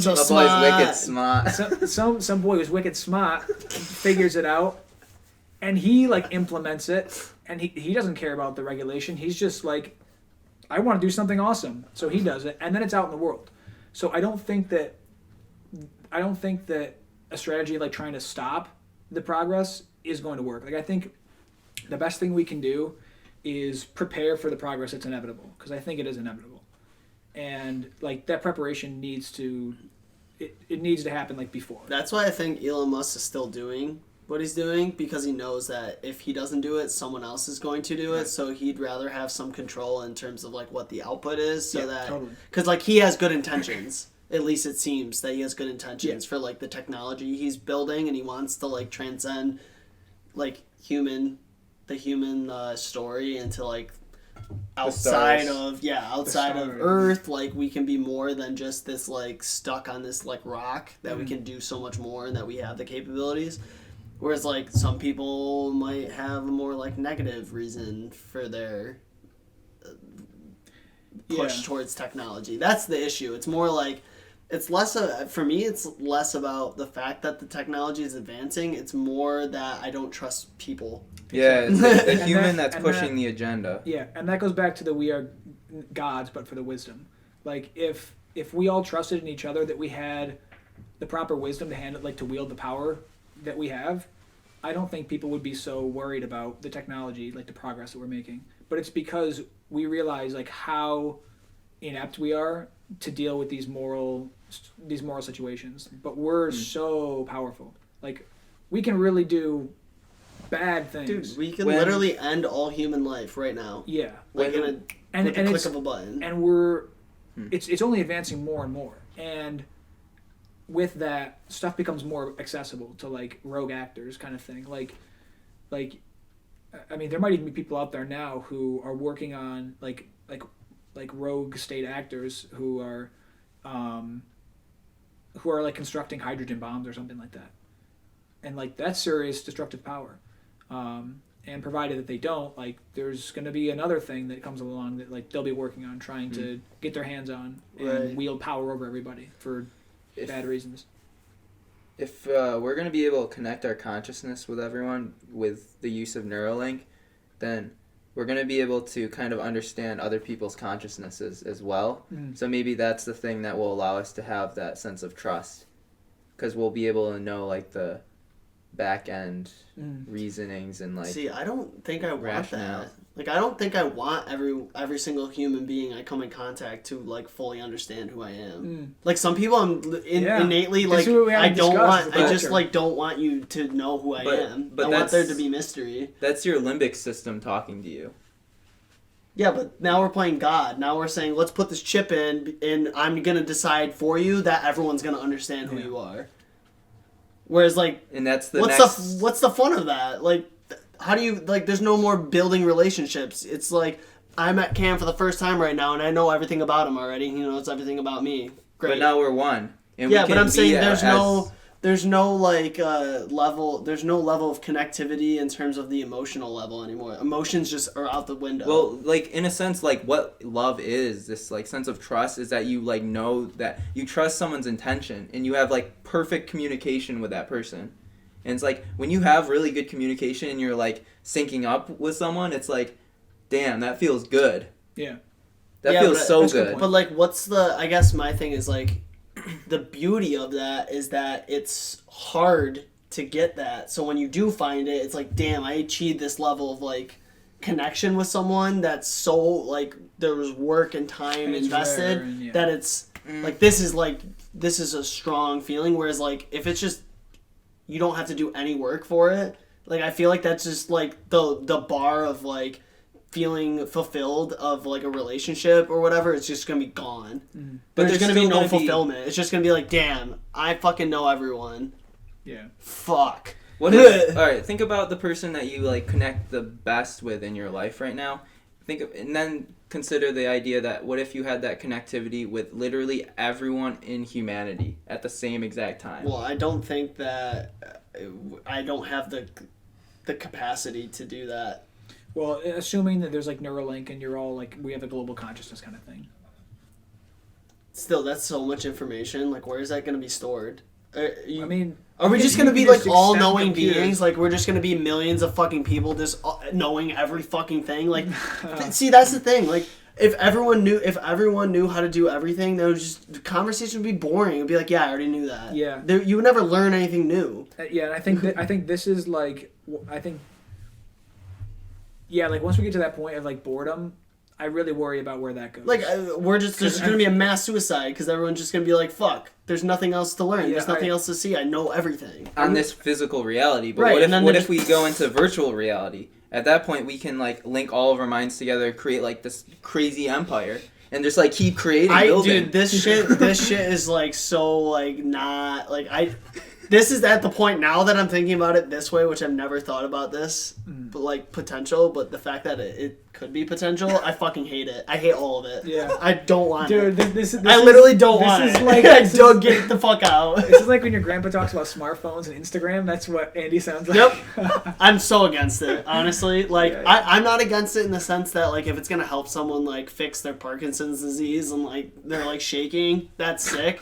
But if it literally makes me, like, know everything to the point where I can't learn anything new, fuck that. Well, Elon Musk did say that you can choose to, even though if you At a get certain the point, chance you won't be able to, though. Yeah. Oh, fuck. Really. But maybe that won't happen in our lifetime, and in that sense, I don't give a fuck. Probably not. Probably not, but, like, at some point, like all these things, and again, this is one of the things the Unabomber brought up. Like, we think that we introduce technology, and we think it's like a choice and a convenience. Like when we invented cars, we're like, wow, I could never have gone this distance like this fast. This is incredible. Cars are great. But then around that, we had to construct all kinds of rules and like things you can't do. And then also we changed the design of our infrastructure, and like we have cities now where you can travel from far away to get to the city and your job's there, but you live 50 miles away. And so now if you don't have a car, you're like at a serious disadvantage.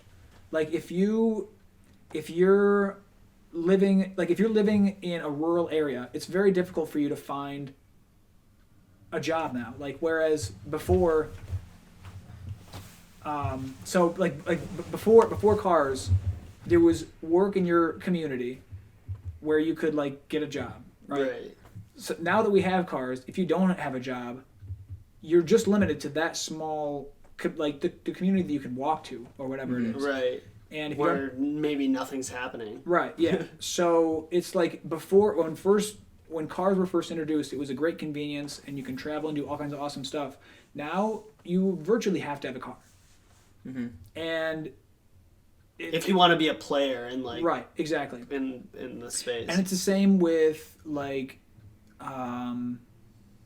something like the internet. Like if you're like, I hate the internet, I don't like that, the government's watching us or whatever it is, you're at a serious disadvantage now. And if you extrapolate something like that where there's like a brain AI interface where you're hooked up to the internet seamlessly, like if everyone has that but you're like barely a person. Like you can't compete at all. Meaningless. You can't compete at all. So that's the thing. It's like right. If you gave everyone the choice of being able to just be all-knowing or to be like, oh, if you don't want that, you don't have to. But like, say even half the people decide to be all-knowing, that half is just going to like outplay the rest of the people. Yeah. And it's just going to be like unfair. Because it's like, damn, they can literally, like, make the dopest music. They can fucking... They literally are perfect at golf. They hole in one every time. Because they can just, like, calculate the fucking physics behind it. Just boop! Or instead, you could just be Tiger Woods. You don't even have to learn it yourself. You just but, like, zoom into his I'm saying, like, well, at that point, I don't think leisure activities such as sports would even be fun. Because it would be, like, you're just so good at it that it's, like... It's not even cool. Yeah, I don't think that we're there yet. I don't think that we're in a place where we have to make that decision. But I think probably our kids, maybe grandkids, probably grandkids. Dude, this is why I don't want to have kids. Like I want to have a kid really bad, but also like morally, I just don't want to put someone in like this like fucking just craziness. We're also not considering that if we can get Neuralink to the point where we can upload our consciousness and get into the mainframe, then we could live on in the digital world. Our biological bodies will break down, but then like the data storage just gets in there, and like as long as they're keep on building that data storage, we can live on. That's just your like. It's not my prerogative. It's like that's the reality. If like this is possible. Yeah, but I'm saying why? I'm thinking more like fundamentally. Why do humans have such a like an innate like? We're always clamoring towards like how can I live eternally when like naturally speaking like eternal life in terms of like you still being conscious as Kyle Fisk or as Andy Padula is like that's not a thing. Well, like we want to say it's a thing, but we don't know for sure if it's a thing, right? If I die, do I live on forever or not? Like we don't know. We just like God does this or whatever, but we don't fucking know. We're just trying to like find meaning. But it's like we're just like, oh well, we can just artificially keep ourselves alive forever and ever and ever. It's like why? I don't want to be alive forever and ever and ever, honestly. Yeah. I just want to die at some point and just be done with it. I'm gonna try to blow your mind right now. I'm excited. So like, Einstein, he said matter cannot be created nor destroyed. Right. Right? So if we can Yeah. create an artificial intelligence like platform where we're able to upload our consciousness onto that and like live on forever in our like perception of whatever that reality is, then matter is not being created nor destroyed in that, even though it seems like we're living on forever. So it's like considering that that reality, and then like considering this reality right now. What if our consciousness is living on eternally because our matter cannot be created nor destroyed? So it's like saying simulation you're thinking about? It's saying that like if we can create a reality where our perception of consciousness is living on, it's like what if that's already being done right now? Yeah. So you're saying that basically we would be uploading our consciousness into a virtual world that is simulating what we are experiencing now? It could be Forever. already happening. Yes, Well, that's an right, argument. But then it's also saying, what if it's just that we're in a natural world that's not a simulation, but like we're still through the natural world, through Mother Nature, our consciousness is living on forever, kind of thing. So there's two kind of rabbit holes. I mean, the way I think of it is that consciousness is strictly a specific combination of energy and matter happening in an instance. So like what makes you you is very different than what makes me me, right? The energy and matter that makes me is not the same as you. Like it comes from the same origin, but it's a different combination of things. And so when you die, like that shit isn't all connected anymore. it doesn't And, evaporate though either. No, but It's a closed system. But I'm saying, like, in real life, if I die right now, like, the energy and matter that makes me me decomposes into something else. So, like, it's never going to be in the same, like, molecular pattern. It'll be, like, mixed with other shit. If you die right now, your consciousness could go to a lower level of consciousness and get dissipated Right, like, for something disappear. else to grow into. Exactly. But, like, if that's how I see it. If like we heighten our consciousness as a whole, like not again with the principle nothing be created nor destroyed, it's taking consciousness away from other things. So like if we heighten our consciousness, there's gonna be more people, right? Because we're living on eternally. Mhm. So what if like more animals start to die because we're eating more, and like their consciousness? Well, it if probably we're saying will. their lower level consciousness, Humans are such an invasive species, it's fucked. yeah. So then it just ends up like pushing up the ladder. And that's why I don't But fuck we with still, that. but we still are in a closed system where like the total of consciousness is going to maintain that same amount. Yeah, but What's the purpose of I don't this? think consciousness is in the same realm of matter, where matter / energy cannot be created nor destroyed. I don't think consciousness is like a thing like that. Like I think consciousness, to me, the way I see it is, it's just the experience of what it's like to be something. It's just like the qualitative experience. Like I don't think that there's any like essence of it. I'm not saying I know there's not. Like it's just something we don't really know. It's still kind of like a mystery. But I don't think there's anything to suggest more than anything else that there's some essence to it. Like it makes sense, like just from a logical standpoint, that it's like your brain is a complex system, and it processes information, and consciousness is just like the processing of the processing. It's So- just like noticing that you're processing. We could make the analogy of like our brains is like a smartphone, iPhone, and like our brain is the hardware. The iPhone's casing and shit in there is the hardware, and then like the apps and the software and that is similar to like our processing of information that goes on in our heads. Yeah. So but what if you create like a bunch of iPhones, and we're in a sense we're increasing the amount of consciousness in that system. But I don't think the processing is consciousness even. Like you can like a camera is taking in photons and processing it. I wouldn't But say it's not conscious. I wouldn't say a camera's conscious. Like I don't think it's aware or experiences its vision. Like, I don't. So you Right. think it's infinite then?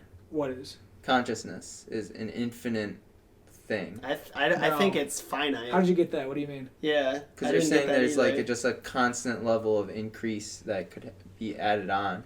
Like it's not a closed system kind of thing. Oh, I see what you're saying. As in, we could become more conscious. Like there's like a scale of consciousness. Yeah, and we can just like keep blasting to the ceiling. Probably, yeah. And with something like, if we get a brain-computer interface and we hook up quantum computers to our brain, like, your experience is going to be very, very different. Probably. You can see different dimensions, like. I mean, you can just Ooh. you can like think on a level that doesn't make any sense to you now. Like one of the, like a totally scary thing is like just forget about quantum computers, just like a regular computer. So if you built like a regular computer that was, let's say like the same structure as your brain, just made out of like silicon, and like it's, like electrical signals, like in a big desktop. Like the same level of a quote unquote intelligence, like it's literally the same structure as your brain, same map of neurons or whatever it is. Just because of the physics of how computers work, like electrons through a circuit, it's so much faster than your brain that it would effectively be way, way smarter. Mm-hmm. So if you then consider, Because it's artificially made, not like biologically made. just because it's faster, like just because the speed of electrons through like a current of electrons is faster than the physical, like there's The natural ones that are happening. yeah there's like physical things that are like chemicals that are moving in your brain that are really, really Right. slow compared to like electrons moving in a current. Yeah. So like just as a function of the computer being Because we're way not plugged faster, into anything. And they can constantly increase Expand. the processing speeds So, of that. if You can anything, expand what we're it, trying to add do more is processing make power. humans just really fast computers. yeah, I guess. But so like the experience of that, But like then what's the purpose of being a human at that point? yeah, and that's what we have to Like figure out. that's why I always like think like in our podcast we always ask people about the meaning of being a human, and it's like there's going to be no meaning to being a human when we're pretty much run by complete technology. Like we're gonna lose a sense of like naturalism of being a human. Yeah. We're gonna lose the sense of being the kings and queens of this world. Think about like a rat, for instance. Like us comparing our conscious level to a rat, we could consider maybe a rat's consciousness to be meaningless. We're gonna be a rat compared to artificial intelligence, and we have to either sync up or be left out, and just Yeah. Yeah, That's and I what it mean, I comes can down sit to. here all day and say I don't want it, but the fact of the matter is that it's inevitable. So, like, at some point, if it does happen in our lifetime, I'll just have to come to acceptance with it, which is fucked. Yeah. I don't know. But, like, maybe you're right. Maybe, who knows? Maybe it's fucking amazing. And it's, like, so crazy that we will forget what it was like to think in a way where it's like, I don't want to lose this sense of reality. Yeah, there's something about me like that doesn't want to go there just because I know how much it would change what it is to be a human. Like there's something innate in us that's this like self-preservation, like this concept of self we want to keep consistent. like biological self.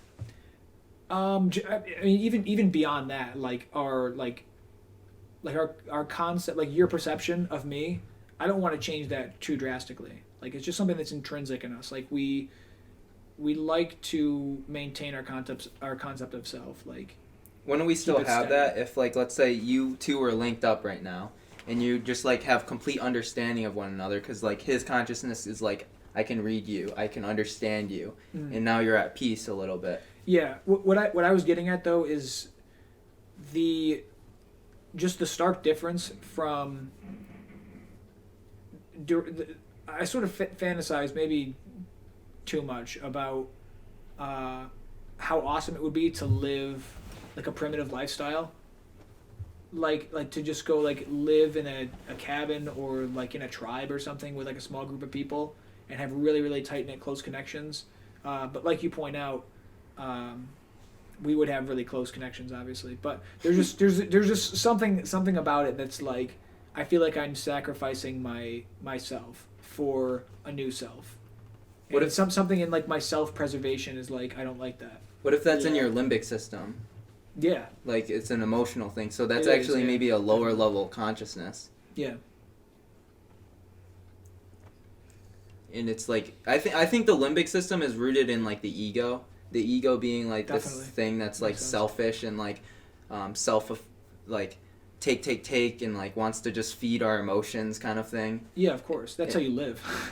And then like they always say in spirituality, like let go of the ego. Yeah. Essentially that's what we're going to be doing in the practical reality is like we're going to have to let go of our ego to go link up to Neuralink and like expand our consciousness kind of thing. I don't know if I like it. I don't know. Yeah, well, that's the other thing. It's like your limbic system is there for a reason. And it's like if you were just like completely indifferent and just like had no ego, then you probably wouldn't feed yourself because you're indifferent to your hunger. You'd just be like, I don't need to eat.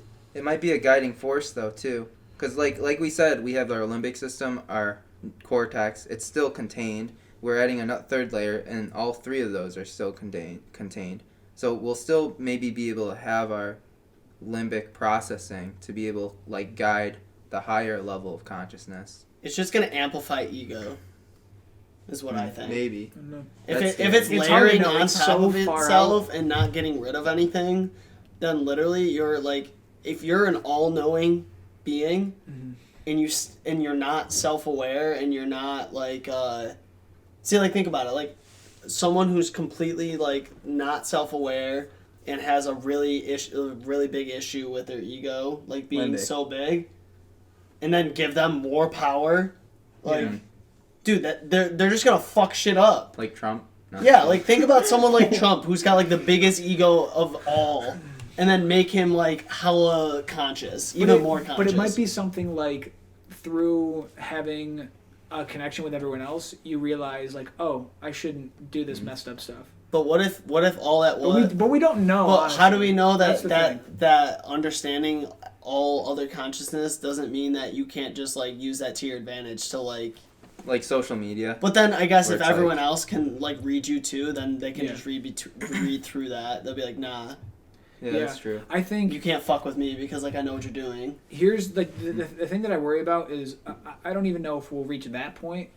I feel like we're talking about like the very extreme of what that could be, and I don't think it'll reach that in our lifetime. Yeah, I just don't think we'll. I worry that we will just be so far outpaced by our own technological progress that we just it comes back to the thing like that we are gods but for the wisdom. Like I feel like we're just gonna eradicate ourselves through this like this like fight for technology. Yeah, I really think like we have to catch up with our technology. Like our culture has to, and I think there is some hope for me that the like serious acceleration of our technology has been fairly recent. Like especially on like the internet started in like the 90s. Yeah, especially like on evolutionary timescales. Like this is very, very new. But even like talking about society, like civilizations, like it's pretty new. Like the territory that we're in now, and like the exponential growth, like it's really like ramping up now. And I kind of have some hope in that for us, like to figure out how far behind we are. Like I think it was so slow and gradual, we didn't really realize like how far behind we were, or maybe we weren't that far behind. Like we could keep up with it, but slowly it became more and more accelerated. Right.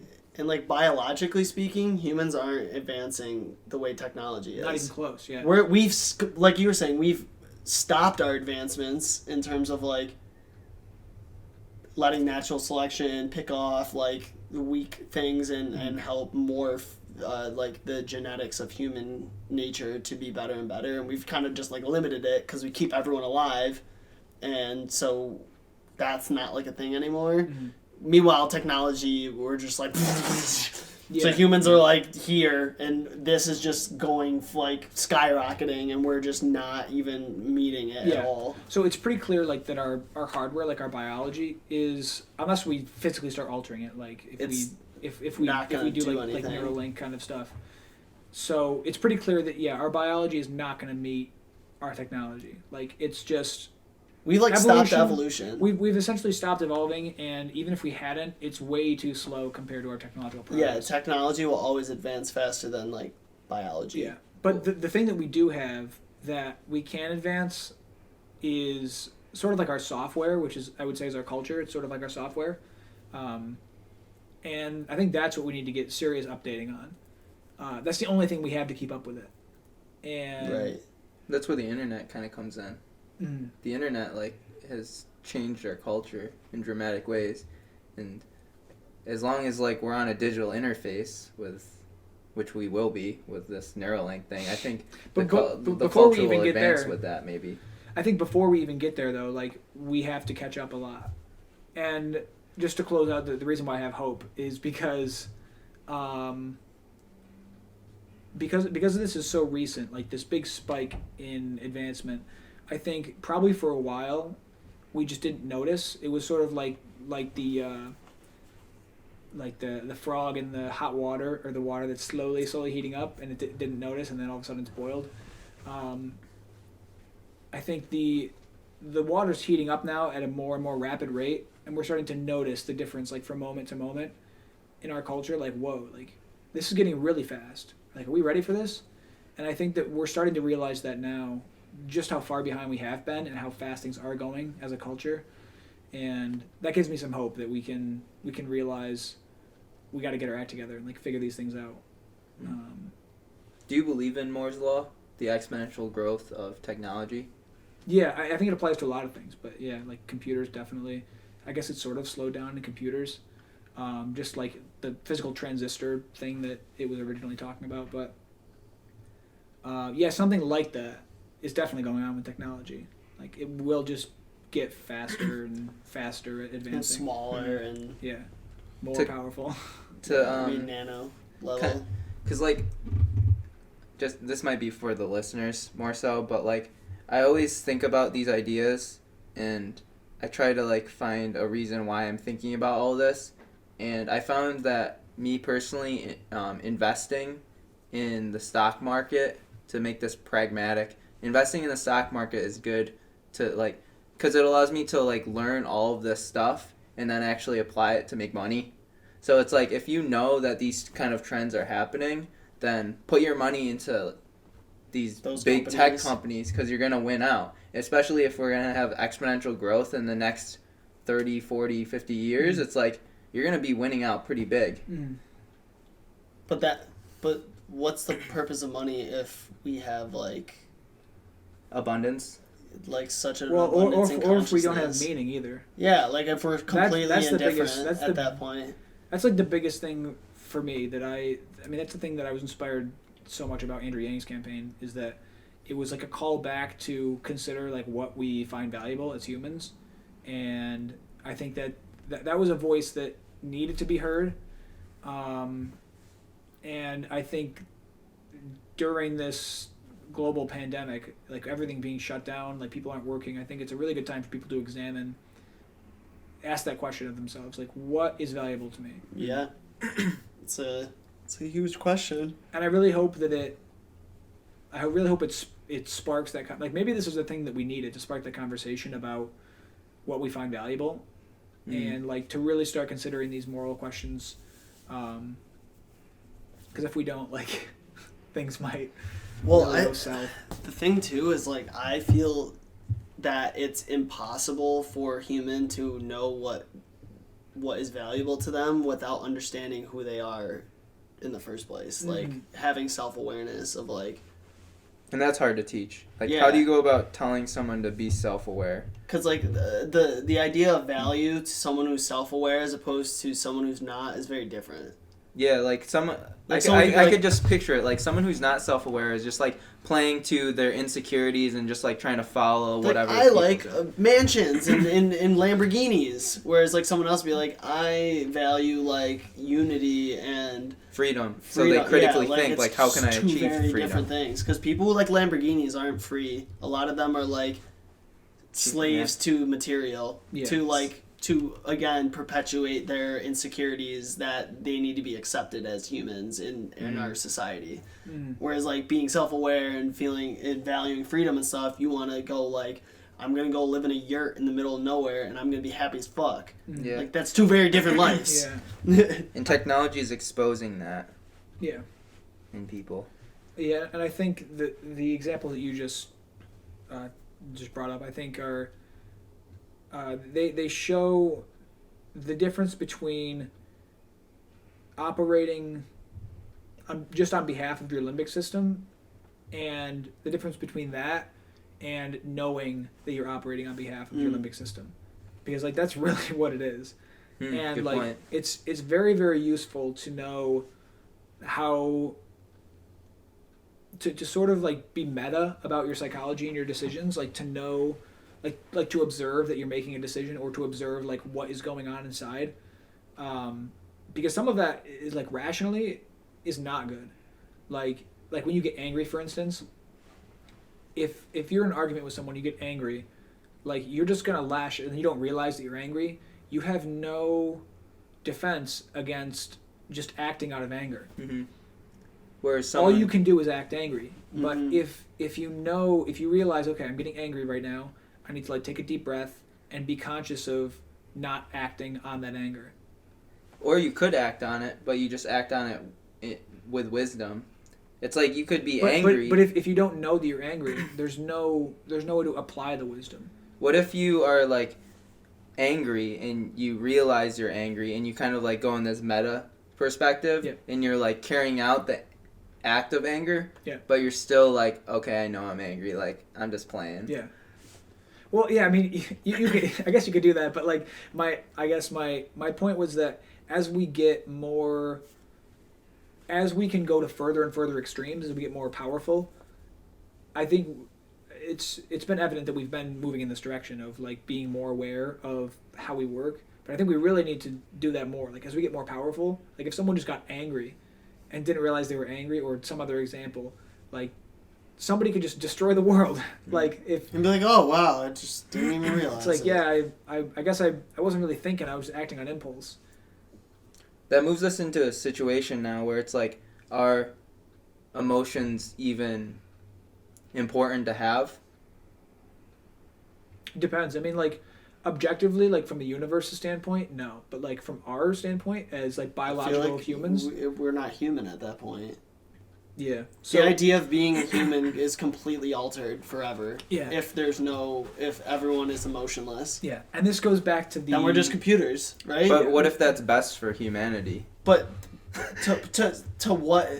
Because now no one's acting out of anger, like you were saying. Yeah, like, but what if that's the beauty of being human, is the fact that there is that we kill each other, and that there is that chaos theory is being played out. That like if we stop all chaos, like then what? If there's just nothingness. Yeah, part of me, it's like I don't think it's possible. Honestly, I think it. It's hard to know for sure. I think it probably is possible, but the self-preservation part of me is like, nah, I don't want that. Yeah, it's more like I just don't want it. It maybe it is possible. It might be the best, actually, but still, I'm like. But that feels ego in you is saying feels like a total betrayal of everything that we came from, I guess, and if like a total betrayal of myself in this current state. Like if someone were to ask me, do you want to, like if Morpheus came from the Matrix, from outside the Matrix and said, hey, do you want to be involved in this global connectivity thing? I'd be like, no. Like I really don't think that I would. I don't think like we were meant to like understand every single human being that was ever, or every single thing that was ever alive. Like, well, it'll kind of be like YouTube, where you can search it. It's all out there. Like, Instagram, all these people posting profiles or We're just posting playing. on their profiles. I think like, we've already gone too far, really. Yeah, In a lot of ways- we're playing God to like a level that I don't even think we comprehend. Yeah, we're just baby steps, man. In terms of like grand scheme of technological innovation, we're just like. I just think So that we don't realize far how powerful not technology is there. and what it's gonna do to humans. Like the ideal thing. Shit, all living beings on Earth will be completely affected by whatever the fuck we do with with this technology. Yeah, totally. I think probably the ideal thing for me though is something like. Although that doesn't work out either. I mean, like really, it's like. The cleanest way to really it's like if we absolved ourselves from all this responsibility, like we just took away our powers, things would be a lot simpler. I don't know if that'd be better, because obviously we do want we want to have the power to do things that we see that are good, but like I don't think that we can come to an end with that and say we're satisfied with the power that we have. Like, I think we could get to a point where, for instance, like, scarcity is effectively zero. Everyone's needs are met. And we can do things like genetically engineer people. But, like where does that stop? Like genetically engineering people? Right, Like does it go like so far to the extent where we can make people hyper intelligent? Like, well, then we have a hyper intelligent person, and then the rest of society. It's like, okay, now everyone has to get on board with that. True, it sets the bar. Like we're constantly setting the Humans bar are just higher. too greedy for power. Yeah. That, like, even subconsciously speaking, that, like, once you start to gain it, you want more, and there's never, like, a sense of relief when you reach a certain level, because you're always setting the next bar. And, like, this is coming back from a podcast that we did a while ago with JP Goodman. He said... You listen to that one? Yeah, he said, if I was happy all the time, I wouldn't want that, because then my base level is just being happy all the time, so being happy wouldn't even have the same effect anymore. Mm. You know, if you're just happy all the time, then like, are you actually happy? Yeah, the bar is always. So we're always just. Yeah. So like, I almost think it's better to set a goal that's 100% unattainable, but we convince ourselves that it is attainable, so that we're working towards it, but we're never going to reach it. And that's where spirituality is. That's the reason why I said that's the North Star, is because that's like ever increasing. It's like infinite level of trying to keep achieving. I don't think there's any because it's less tangible. Point. It's less physically tangible, at least. It's like something that is way less comprehensible, as opposed to like building a chip that I'm going to put in my brain and it's going to make me do things. Yeah, and I think the reason why like people get frustrated about philosophy, and I'm saying that spirituality and philosophy, like philosophy is like the thing that roots spirituality in the reality that we're in right now. Does that make sense? Like, you have the spirituality, which is all like hazy, and then philosophy kind of like grabs onto that and like brings it down into our day-to-day life. And like, people look at philosophy and they're like, oh, that shit's like meaningless, and like, what's the point of all that? But I think the fact that we have philosophy and we can't really philosophy's been around for fucking thousands of years, and we don't have this like set guideline of like how we should live life. Yeah. And I think the fact that we can't pinpoint how to live life is like what's going to allow humanity to keep evolving, that like open-endedness. And I think as we move more into this technological future, like philosophy is going to be more and more important. Absolutely, yeah. I mean, that's sort of like what I bring up when I talk about the need for a cultural revolution. Like, we need to consider these moral questions, because the power that we have is just so great now. Like, we can't continue to ignore the responsibility that we have. Yeah. Damn. This is wild. Do you think about this stuff a lot, like in your day to day? Not a lot. No. I used to. I mean, like a couple of years ago, probably I was more deep into it. Like, I have a lot of notes on my phone. Like, I would like like write things down about stuff like this. I haven't had a conversation like this though, about this idea. I'm more scared of it now than I have been previously. Yeah. Well, this is why, Kyle is reading this stuff, on a daily, and I just avoid it because I know it's happening, but I just don't want to, be in this, existential, crisis mode all the time. But, I read it because it's, so important. I feel like that's, the only thing that's important right now. Because, why is it important? Because it's where our humanity is headed towards. Yeah. I don't want to delve off into this. I want to ask you, okay, so is this something that you think about a lot of times? And it's here you are as a creative, as an artist that's making music all the time, and you're saying that you get into these writer's blocks and stuff like that. And now we're having a conversation, and 95% of the conversation is about this. And is this maybe your calling? Is this something you're interested in more so than music? Yeah. Not to throw you off on a no, that's a good question because there was a period where I am very interested in these kind of philosophical ideas, and it's something that for as long as I can remember probably always been sort of interested in. I had some years probably 2-3 years ago, maybe a little more, when I was really, really deep into it. I was constantly writing stuff and pondering things.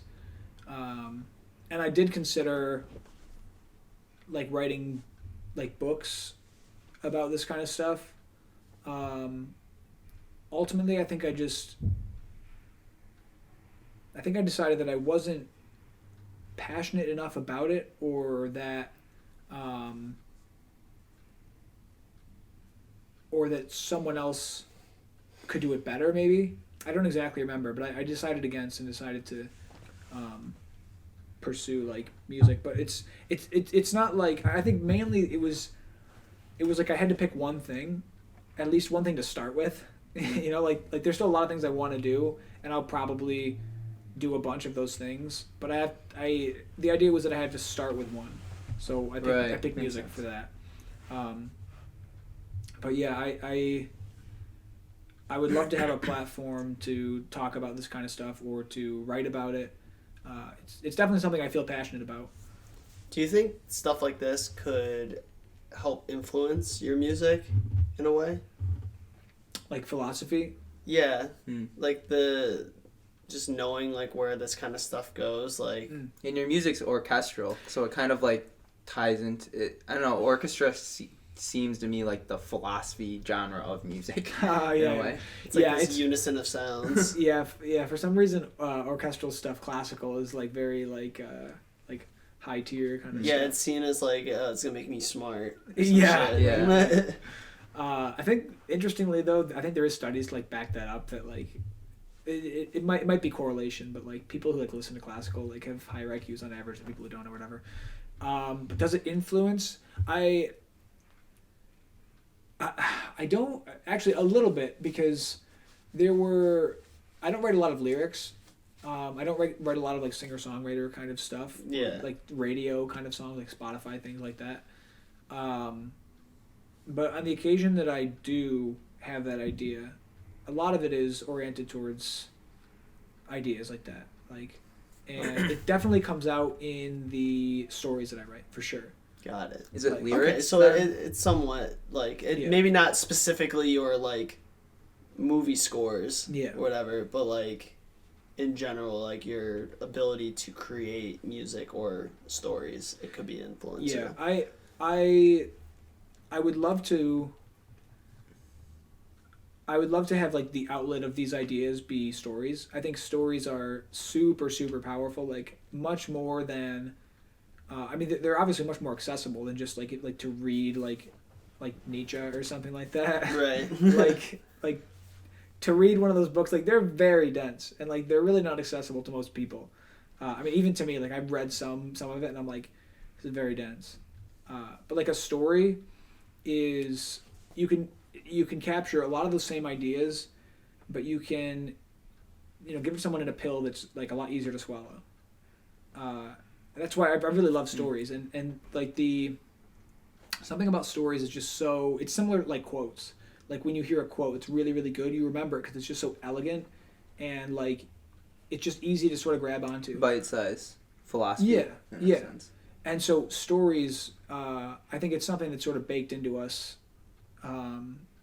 Yeah. We just have such a strong connection with narratives that when you put inside of that like a philosophical idea, even if like consciously you don't notice it, subconsciously like it like really, really resonates and like will stick in your brain that idea. Mm-hmm. That's where I would like to see a lot of my thoughts on philosophy come out. I think that's really like the best way to do it a lot of times. I think I know why it's baked into us. Because stories bring out that emotion side of us, and that's the limbic system, and that's the ancient part of us. And when you tap into that, the same thing like with music, why you remember lyrics so well is because it brings out that limbic system in us. And like things like Nietzsche, it's more geared towards that's like very cortex oriented. Yeah, and that's why it's like not accessible to everyone, because maybe everyone doesn't like tap into that level of cortex that Nietzsche had. Yeah, I don't think many people tapped into the cortex like Nietzsche did. Yeah, he was up there. But yeah, that's a good observation. And when you're saying you're writing, are you making like a movie?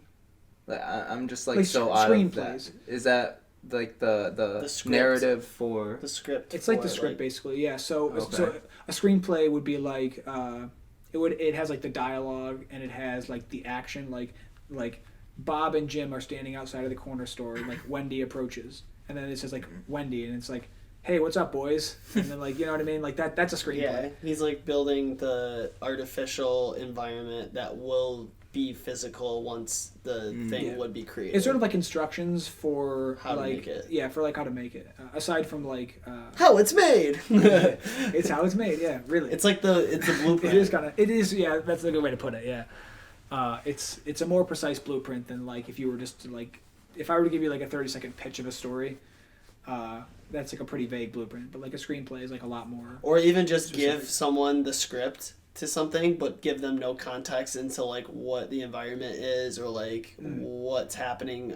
Yeah, like you give them no idea like what's happening around you, what building you're in, or where you are. It's just like just say these words and like film it somewhere, figure it out. Yeah.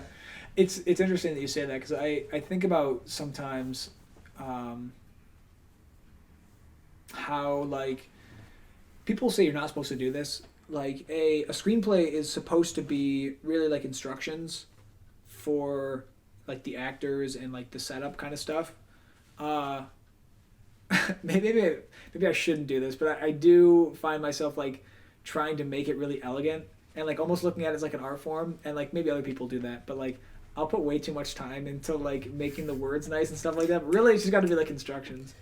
I think I do that all the time. I think a really cool experiment would to be like do a competition where you take a script for like a story that's I don't know about anything. It'd be like a fictional story, and then give it to like I don't know 5 to 10 different directors, and give them no instructions in terms of like what the environment is or like any of that context, but just like what's being said between the characters, and then like see what every single director came up with, and then like pick like the coolest one. That sounds like a screenplay for a TV series. Just like a competition almost. It's like we're gonna give you script to a story, but there's gonna be no context into where this is happening, when it's happening, anything that's happening around the conversations. Just the conversations. You figure out what the rest of it is. Like whoever wrote the actual script's like idea may be completely like perverted to something else. Just by like change, they could be like in fucking outer space like doing something, and it was like supposed to happen in like a city somewhere. Yeah, that definitely sounds definitely like a comedy kind of thing. Yeah, just like oh my god, how did this happen? How did we get here? Have you ever seen Midnight Gospel? No. Oh, that's essentially what it sounds like. Well, Midnight Gospels, I don't really see it that way because like, well, maybe, yeah, kind of, because like Midnight Gospel is basically like.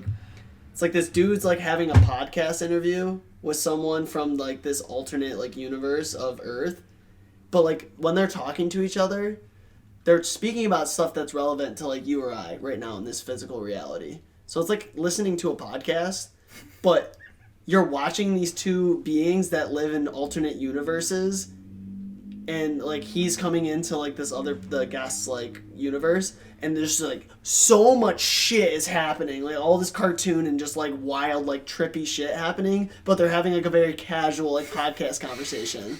So it's like it could be like that, right? You have this script where it's like this love story, but meanwhile there's fucking like demons like fucking up all of humanity, but like they're just following the script. So like doesn't matter to them, nothing matters, right? Like they're just following the script, but like just chaos is happening behind them. Like that would be fucking hilarious. Very different. That's very different.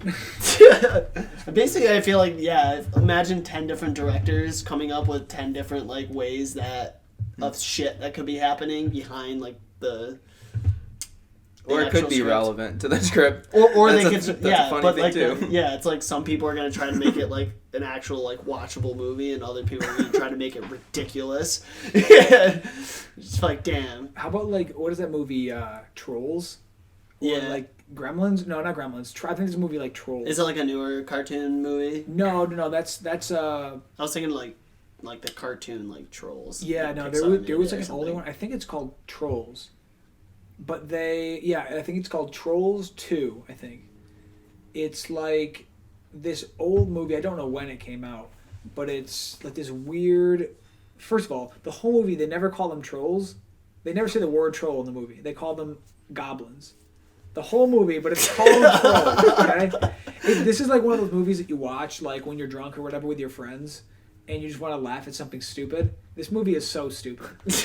If anyone is ever interested in like watching a stupid movie, they haven't seen Trolls 2, definitely watch it. Is it stupid like Napoleon Dynamite stupid? It's stupid like the effects are bad, the story doesn't make any sense, the acting's bad. And I don't actually know if they tried to make it bad or if it's something like The Room where it's accidentally bad, but it's bad and it's old and it's too. funny. It's so bad that it's actually like fun to watch. It's pretty funny. Damn. Yeah. So there's a recommendation if anyone's curious about something stupid to watch. Okay. We're at at 2 hours and 15 minutes. Was there anything like I know we kind of like really went deep on like the Neuralink shit, but like was there stuff like about you that you wanted to like talk about, like any things that you felt needed to be put out into the ether? I don't know. I like talking about ideas, really.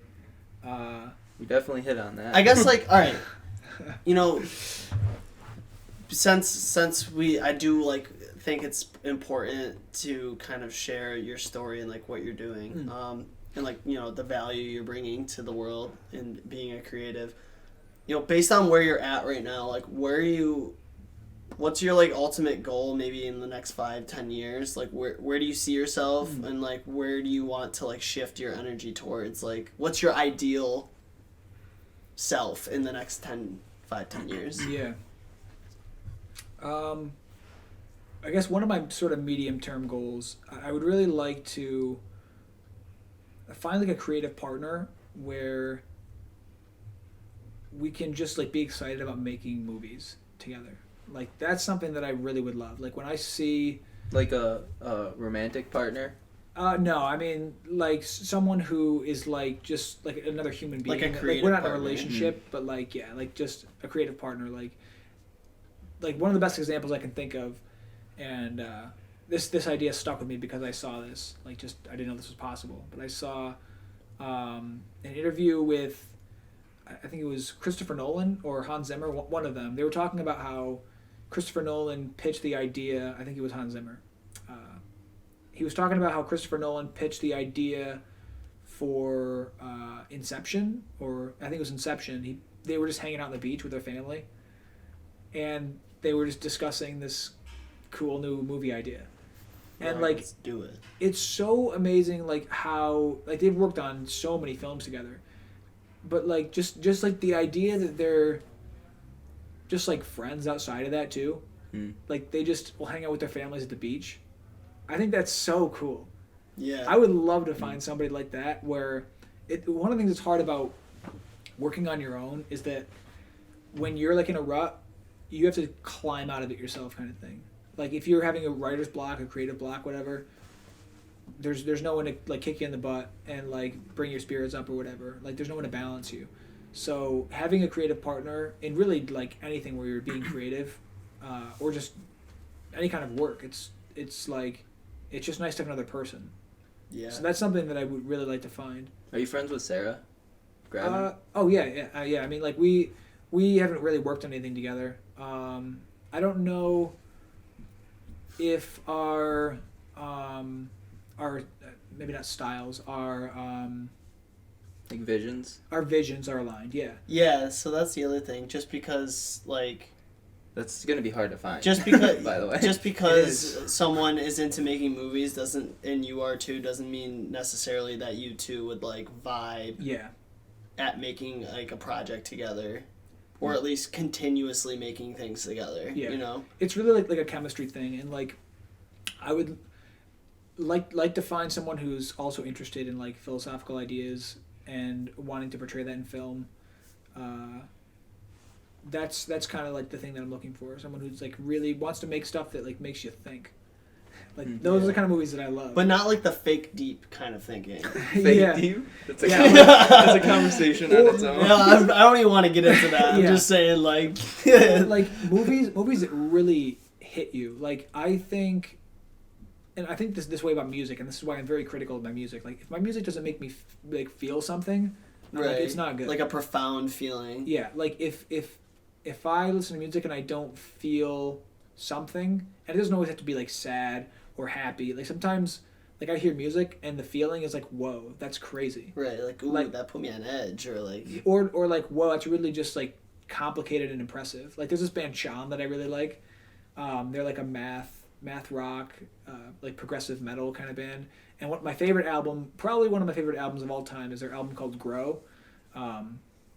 So if anyone wants to listen to that, it definitely can. It's really, really good. This makes me kind of think of like Dream Theater, just like the most talented drummers and singers and they're just playing shit that like average bands could never even fathom like playing. So like that's a feeling that's like just like the complication of it. It's sort of like an awe feeling. You're just like, holy shit. It's like, whoa, like it's not like it doesn't make me cry or something like that, but it's like it's not, and it's not even shit that you would like listen to like if you're like trying to like get amped up for like a party or something. Yeah.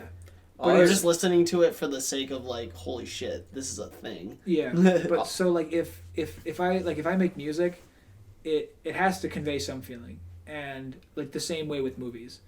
Like I wouldn't want to make a movie that's just entertainment. Like it's got to be there to convey an important idea or a story. That's fair. Yeah. I like that. And I just would have to find someone who's aligned with that. It does make sense that like you started off with philosophy then, because it like kind of put you into that direction. Now like at least you have like a vision for your creations now, and then you're using your skills in music and screenplay as like tools to portray that idea. Totally, that's really how I see it. I also look at, little tangent, but like visual art. I've always been into abstract art. I don't know why. Like like there are some paintings that are like depictions of life or like real life things that I'm like, whoa, that's like, it's really nice to look at, or it's like, or there's like a powerful story in it. But for some reason, abstract art, like I've always been really like infatuated with just like, I mean, the abstraction of like something like what's beautiful. Like if you can just take shapes and like put them into a configuration, like shapes and colors, and put them into a configuration that's like really satisfying. Like where does that come from? That's so interesting to me. Fractals. Yeah, I mean, like, think. Oh God. Things, no, but like that's true. Like things like fractals that are, like a lot of great abstract artists. No, really, like there's something to that. There's a lot of great abstract artists that when you analyze their art or you look at them in like mathematical frameworks, like they follow certain ratios, and it's not clear that that's intentional. It's just like that's what they felt was satisfying. But when And you look why? at it, like, yeah, but it's like, why is it? Like, why is the golden ratio satisfying? Or like, why is like the rule of thirds satisfying? I think it's a survival thing in nature. Yeah, like again, everything goes back to biology. Yeah, definitely. But I'm so interested in that idea that I like good abstract art. I really love because it's like you're participating in this. I really like the participation in abstract art. Like you're looking at it, and it's like you have to dig for like. Well, why and does every this single feel person that nice? sees that piece of art has a different interpretation of like what it's supposed to mean. Yeah. Even though it's like, I love that about abstract art. Or even normal art. People like go to a gallery show or whatever, and they're trying to sit there and act like they're this like wise being, and they're like, oh, you know, I really see that. Like I've made a piece of art where someone starts telling me like, yeah, I really see this and this energy coming out of this and this and this. I'm like, yep. None of that had anything to do with me making this. So, like, Yeah. you're telling me that that's what it is, but it's like, that had none of that has anything to do with this. Yeah. But, like, because it's abstract, it kind of lends itself to just, like, leaving it up to whatever the fuck people want it Yeah. to mean. You get fake deep. Well, yeah, people are you getting get fake deep about your yeah. art when it's like, nah, this is literally, I just, like, splattered shit on a piece of, like, wood, and that's all I, like, that was my whole, like, influence. Yeah. I just wanted to make fucking randomness and see what you thought. What's interesting is like a lot of artists, like even abstract artists, like Mark Rothko, which is someone that I sort of discovered recently actually that I really liked. He would his paintings or the paintings he's known for are like these really large canvases of like sort of like muted but like block color things. So like you'll have like a gray background and it'll have like a burgundy kind of like square on it that's like sort of like almost cloud-like and its edges are like really undefined, and then there's like maybe a blue one or something above and like a white line in the middle, something like that. But he would like they're just like colors and sort of like shapes, but he would say that his intention was like to like he said something like if people were to look at his art like in like the full way or whatever, like they would often cry at the beauty of them. And I thought it was so interesting like how it's just like rectangles and color and like someone's gonna cry at it. Like I mean I'm sure people have, But in a sense, movies are like that. All it is shapes on a moving screen. Damn. right, but what makes it so like moving that it makes you cry?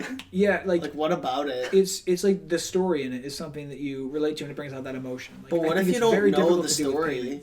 Like how would it Of a make you painting? cry unless you knew like the full story? Of a painting, you mean? Yeah. Like abstract like that. Yeah. I think it's the only way that someone would cry at something like that is if you have to attribute meaning to it. Right. If Like there's you no have to actively context, participate then in it. Like if It's it's like- just like they're just objects. Like but you can apply a story to it that makes you cry or makes you feel very emotional about it. It's like a Rorschach. Mm. Do you know what that is? Yeah. With like this black ink splatters on the white canvas, and Mhm. people just like attribute meaning, and it like somehow heals PTSD, or like makes Yeah. you feel some type of way. sometimes I just think about like the shit that like humans like put their attention on. I'm just like, what the fuck? Like you're literally looking at just like nonsense on a white piece of paper, and like that shit's making you feel a certain way. You're not Yeah. even indifferent to It's- it. You're just like, it's I indifferent. have to attribute some type of meaning to this and blah. Why do we always have to like search for meaning and everything? Yeah. Why can't it just be? It's human nature. Yeah, it really is human nature. Like it's something that we've evolved to do. Like we have to have like things have to have meaning for us. But not even like things, like everything. Yeah, yeah. It's sort of like a residue from. I mean, before we were humans, likely like just pattern, like recognizing patterns and things. Like, Yeah. everything that has a pattern is meaningful. Like, and or maybe the other way around. Like everything that is. Everything it's- that's meaningful has a pattern. It's probably like both, but Yeah. the point is though that we attribute meaning to things because it, or we try to put things into patterns because it makes our world much neater. Like it's more predictable.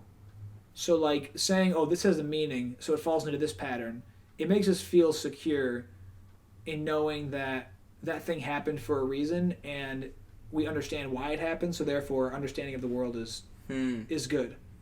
Interesting. Like if something happens and you're like, I don't know why that happened. Like, is there a meaning to that? I don't know. You're basically admitting like my model of the world is not sufficient enough because I don't understand what is happening. So in order to maintain our idea of our sufficiency of our model of the world, we'll just like attribute meaning to it and be like, oh, it's meaningful in this way.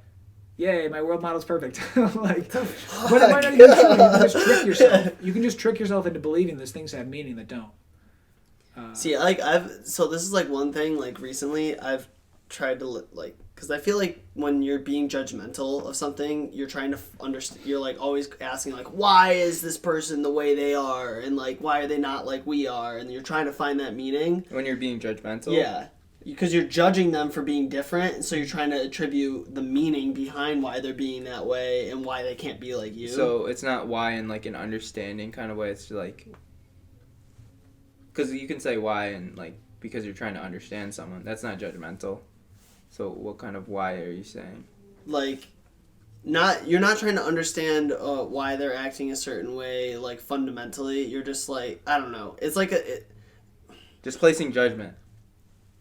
Yeah, like when you judge someone, you're still asking why is this person this way, but you're not actually willing to like understand. Oh. But you just want to place meaning on it because it's like an innate feeling to need to place meaning on why is this person, and you're never gonna actually go out of your way to ask them or like learn. You're just gonna always wonder why the fuck are they this way. Yeah. And I've learned to just stop asking why and just accepting that they are, because no matter what, if I do find out why, it's not going to change the fact that they're fucking doing that, whatever that is. But you see why it's useful. Like, if you understood why they were like that, it would give you some insight into... It would give you some ease to, like, understand why. Well, and the reason that... know why. And the reason it's useful, though, is because it allows you to predict their future behavior.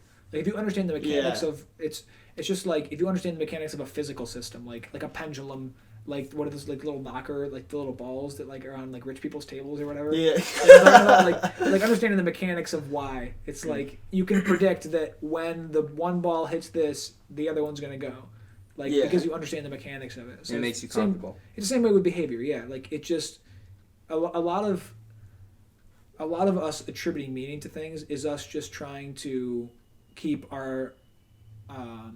the feeling of security in our world model. Right, because it gives you a sense of certainty and understanding. Which is why, like, really eccentric people that are out there, it makes us feel uncomfortable. Yeah. Because we can't find security in them because they're just, like, you lack the understanding to have the perception to understand their perspective.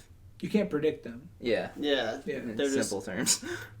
And I feel like depending on the scenario of that person being in your life, at least in my like life, like what I'm choosing is if that person is not directly impacting my life and they're not like in my environment, I don't actually care what the meaning is behind why they are the way they are.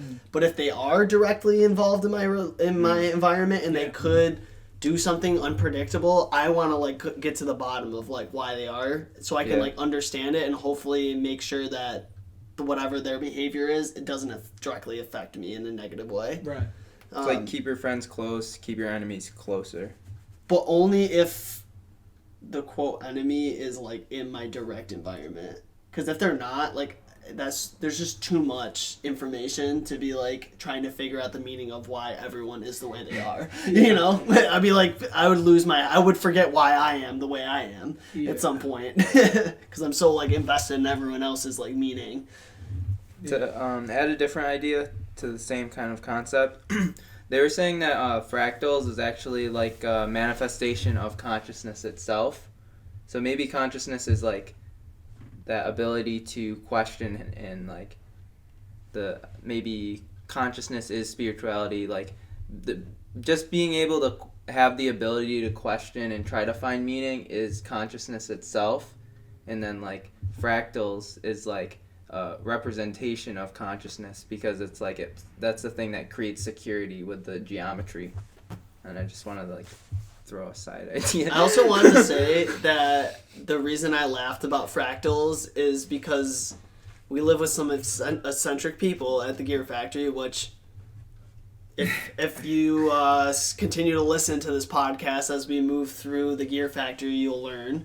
But fractals is one of the words that is said every day that I can't get away from. Yeah. Because they're everywhere. Well, it's just that I've never heard people talk about But you're going to talk terms. about it so much, dude. Like, we know. But it's like, yeah,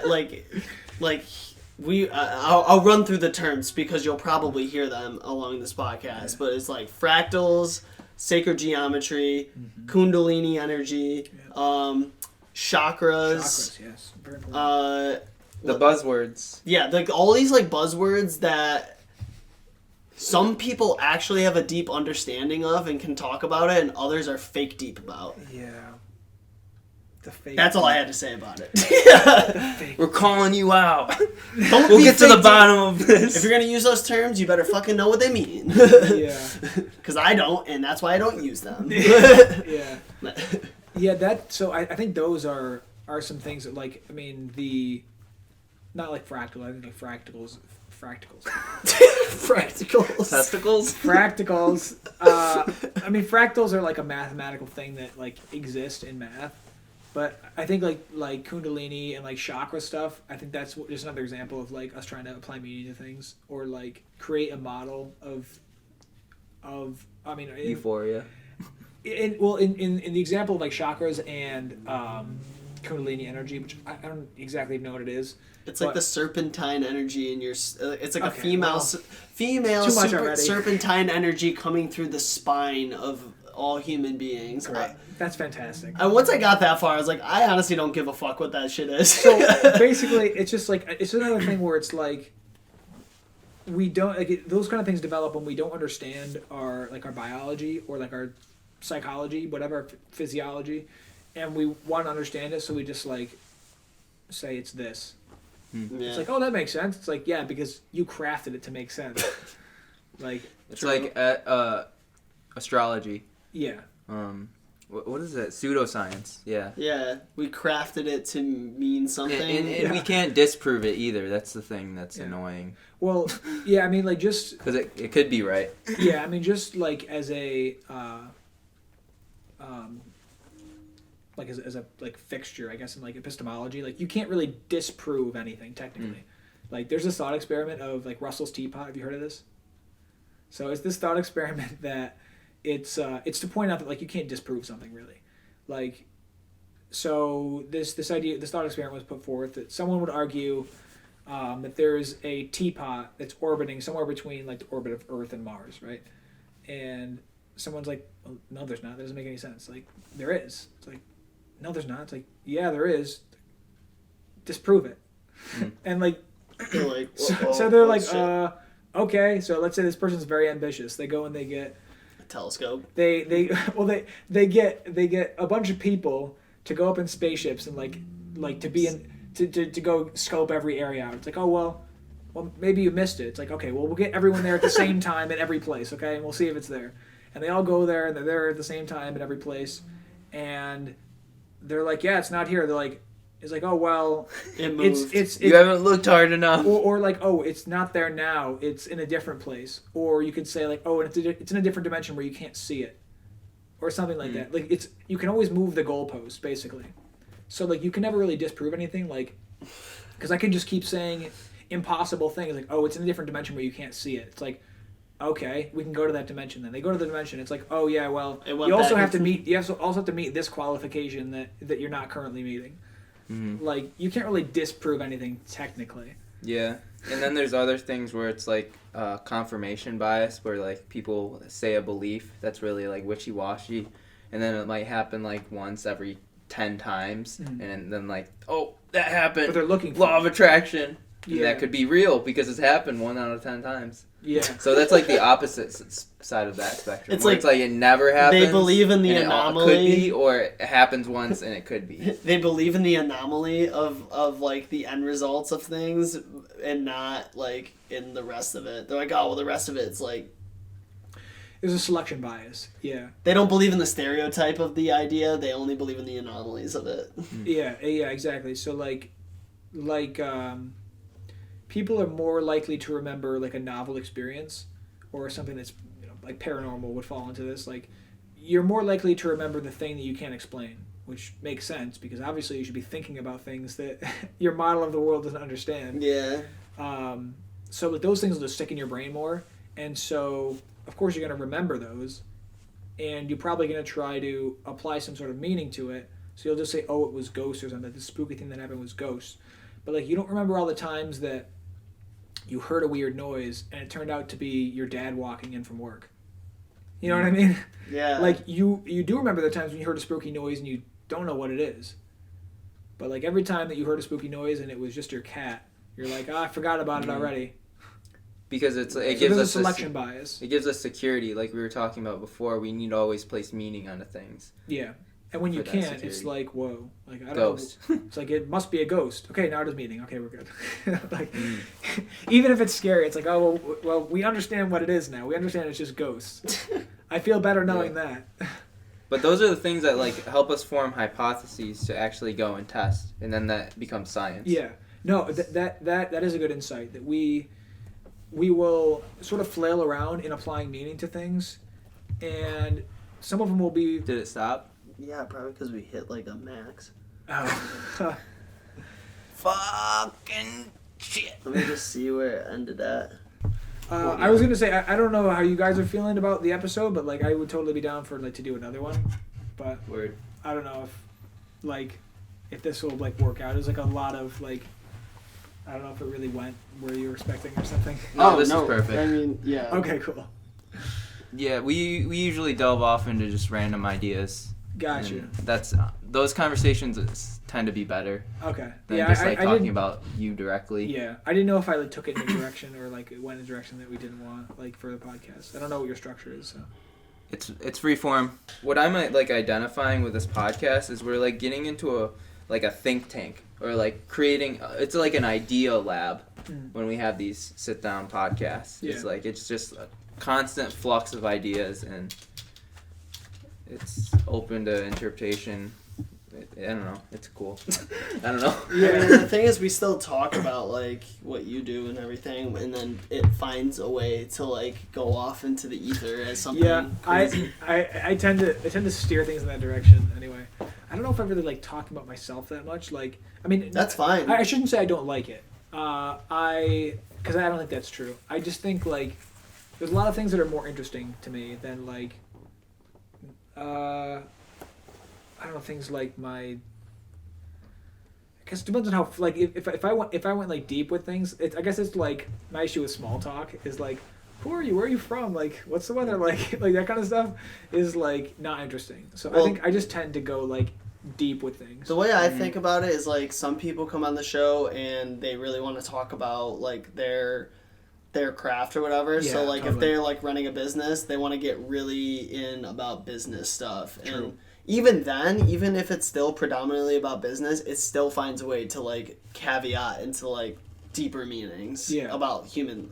And I think that's I was thinking about it while we've been talking. Is like should You're cut, by the way.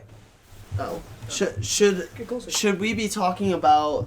Should this podcast be called Bindlism, a philosophy to a self-sufficient lifestyle, or should it be Bindlism, a philosophy on something else? Because like I feel like every episode I've listened to, I don't actually understand how to live a self-sufficient lifestyle, but I do I could understand. talk about that. But I'd like to talk about but that. I do understand For more sure. about like what it might mean, like what humanity might mean, and like the where like life is going. Like I get more out of that than I get out of like how am I gonna tangibly like live a self-sufficient lifestyle. Well, I think that's an important thing to talk about though. Like I think like talking about like things like stoicism or like just existentialism, whatever. Like I think those things that pertain to how to be, I think are super important conversations to have. If that's stuff you're interested in, like I think like there's definitely a demand for it, like for people to be talking about it, and I love to talk about that kind of stuff. Self-sufficient to me is more just about authenticity. Yeah, So like what makes you you and what makes you keep wanting to live yeah, your life. yeah. I think that stuff falls into stuff like existentialism and stoicism. So do you think that if that's the case, that talking about Neuralink and things like that is really like in line with what that's saying? I think some of the, part of the conversation is like I think it because it talks about things like morality and value. Like I think those things are really important to explore. Like if you want to know how to live a good life, you have to know what you value. Like because otherwise, what's a good life? Right. Like it's important to have those conversations about what's valuable, and morality is like falls into a similar bucket. So yeah, I think like things like Neuralink or like those weird sort of fringe cases are often good sort of like sandboxes to play with those ideas in and like poke and prod at them from different angles. I think that's one of probably one of the reasons I like talking about those kind of things because it's just like another angle to poke at more fundamental issues at. And it like if just from my definition, authenticity is that meaning authenticity. It's like you authentically enjoy talking about that, so we're kind of just showcasing you as an authentic human being. Mm-hmm. It's like let's delve into those areas that want to be talked about. In that case, then I guess it does align. Everyone's authentic. Well, hopefully. Easier said than done. Given everything we talked about, right? We'll bring it back to you because this podcast was supposed to be about you. Yes, it's about me. We have made it about you. It just caveated into other things too, which is fine. We did hit on, what you want to do in the future, but was that like the end goal? That the end goal was just to have the partner and. Yeah. I mean, I guess in a broader sense, I hope that I can just bring a lot of value to the world. I hope that I can approach my my potential. Like, I hope that I can get really close to achieving like my full potential in like adding value to the world. Like, I feel like that's kind of everyone's duty, just as a person, and I try to take that as seriously as I can. Of course, I'm like not perfect. Like I miss the mark a lot. But that's kind of my goal is just like to try to realize as much of my potential as I possibly can, like in adding value to the world. Since we talked a lot about human values in this podcast, I'm curious to know what your most ideal value is as a human. Like what I think is most important as like a virtue or value. Yeah. I think probably integrity is. I often say that's like the highest value. I think it's super important. It's like a necessity emerging out of living in a like a dynamic system of like individuals where we all have to sort of work together. Without integrity, everything really just falls apart. Like I see that as like that probably integrity and like responsibility or duty. I think those are like the highest, probably the highest values that I would say. Just because integrity is kind of a complex word, can you just define what that means? So like if, so I'll say why I think it's important, and I think that'll probably illustrate it.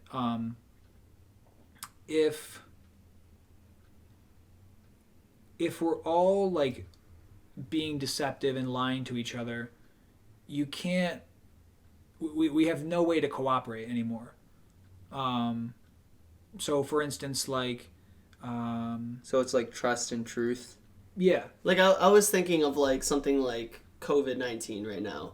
If Dr. Fauci was just on TV just spewing absolute lies and we were all just following that, like there's no integrity in it, and like because of the lies and deception, like a bunch of people would die. Because like COVID. Yeah. So I guess like I think like the definition of integrity is something like it's about doing the right thing when nobody's looking. I think that's obviously it ties into like being truthful and stuff like that. But I think also even if you the problem with not having integrity, you do something wrong when nobody's looking, and it takes away from your own conviction in like what you say and do. It takes away from your confidence in yourself and like your view of yourself.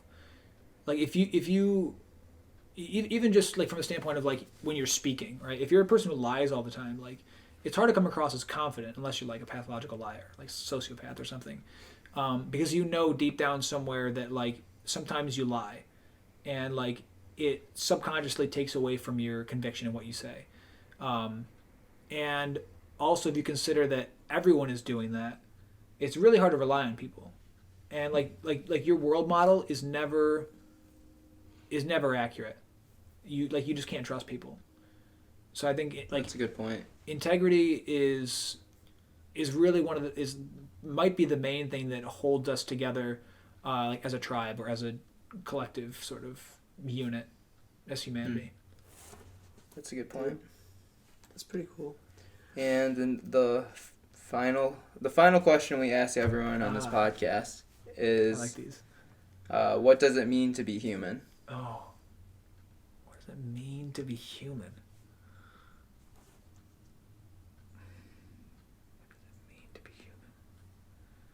I think that's going to be important to define because it's like all the stuff that we talked about with Neuralink and advancement of civilization. Mm-hmm. What makes us unique, really? What makes us unique? Or human? What does it mean to be human? I think that's more of a... Yeah. What does it mean to be human? Like I think that like there are certain distinctions we can make between us and other things, like our ability to reason and to understand concepts makes us human, in comparison to other things. I think our rationality makes us human. Emotions. Yeah, I think that probably exists in other things, but like to a lesser degree. I don't know if this makes us human, but I think it's one of the responsibilities we have as humans, like, is to, I guess sort of just tie into it. Like, I think we have a responsibility as humans to like do right by like the whole, like the global, like the universe or like the world, whatever it is, however far out you want to go. And that responsibility, like that nothing else has, I think that's one of the things that makes us human. Just having that really heightened responsibility and like moral imperative to do the right thing. I think that's one of the things that makes us special as humans too. Hell yeah. Well, this has been dope. Yeah, for sure. If you want, plug your like socials if you want people to follow you on like your journey to like making dope movie scores and shit. And then if you have like any last words you want to just like say to the people, now's your like time. Yeah. I guess if you want to follow me on Instagram, my Instagram is CamClarke16. That's mainly what I'm on social media wise. If I could say anything to the people, one of my favorite like rules to live by. Dr. Jordan Peterson he's a professor. He was a professor at. Hell yeah, we got some fans. Nice. He was a professor at the University of Toronto, and he's been like a sort of emerging philosophical figure in the past couple of years. And I really like the idea of one of his books is called 12 Rules for Life, and one of the rules is to pursue what's meaningful, not what's expedient. And I think just like really to think about that and try to live that way is like a really, really powerful concept. So that's what I leave it with, I guess. Word. Woo! Yeah. 3, awesome. 2, 1. So there you have it. Thanks again for tuning in to Bindlism, a philosophy to self-sufficient lifestyle. Be sure to explore other episodes of Bindlism on our Spotify and Apple Podcast. You can find more Boho Hobo stuff on Instagram and Twitter at boho_hobo_, as well as on our Facebook page at Boho Hobo Lifestyle. It'd also be dope if you could subscribe to our YouTube channel as well. Our YouTube channel has more episodes from Bindlism in video form, along with other random shenanigans that we're up to. We're constantly filming new experiences, so it's one way you guys can stay up to date with us in our journey. So yeah, I guess that's it for now. Until next time. Peace.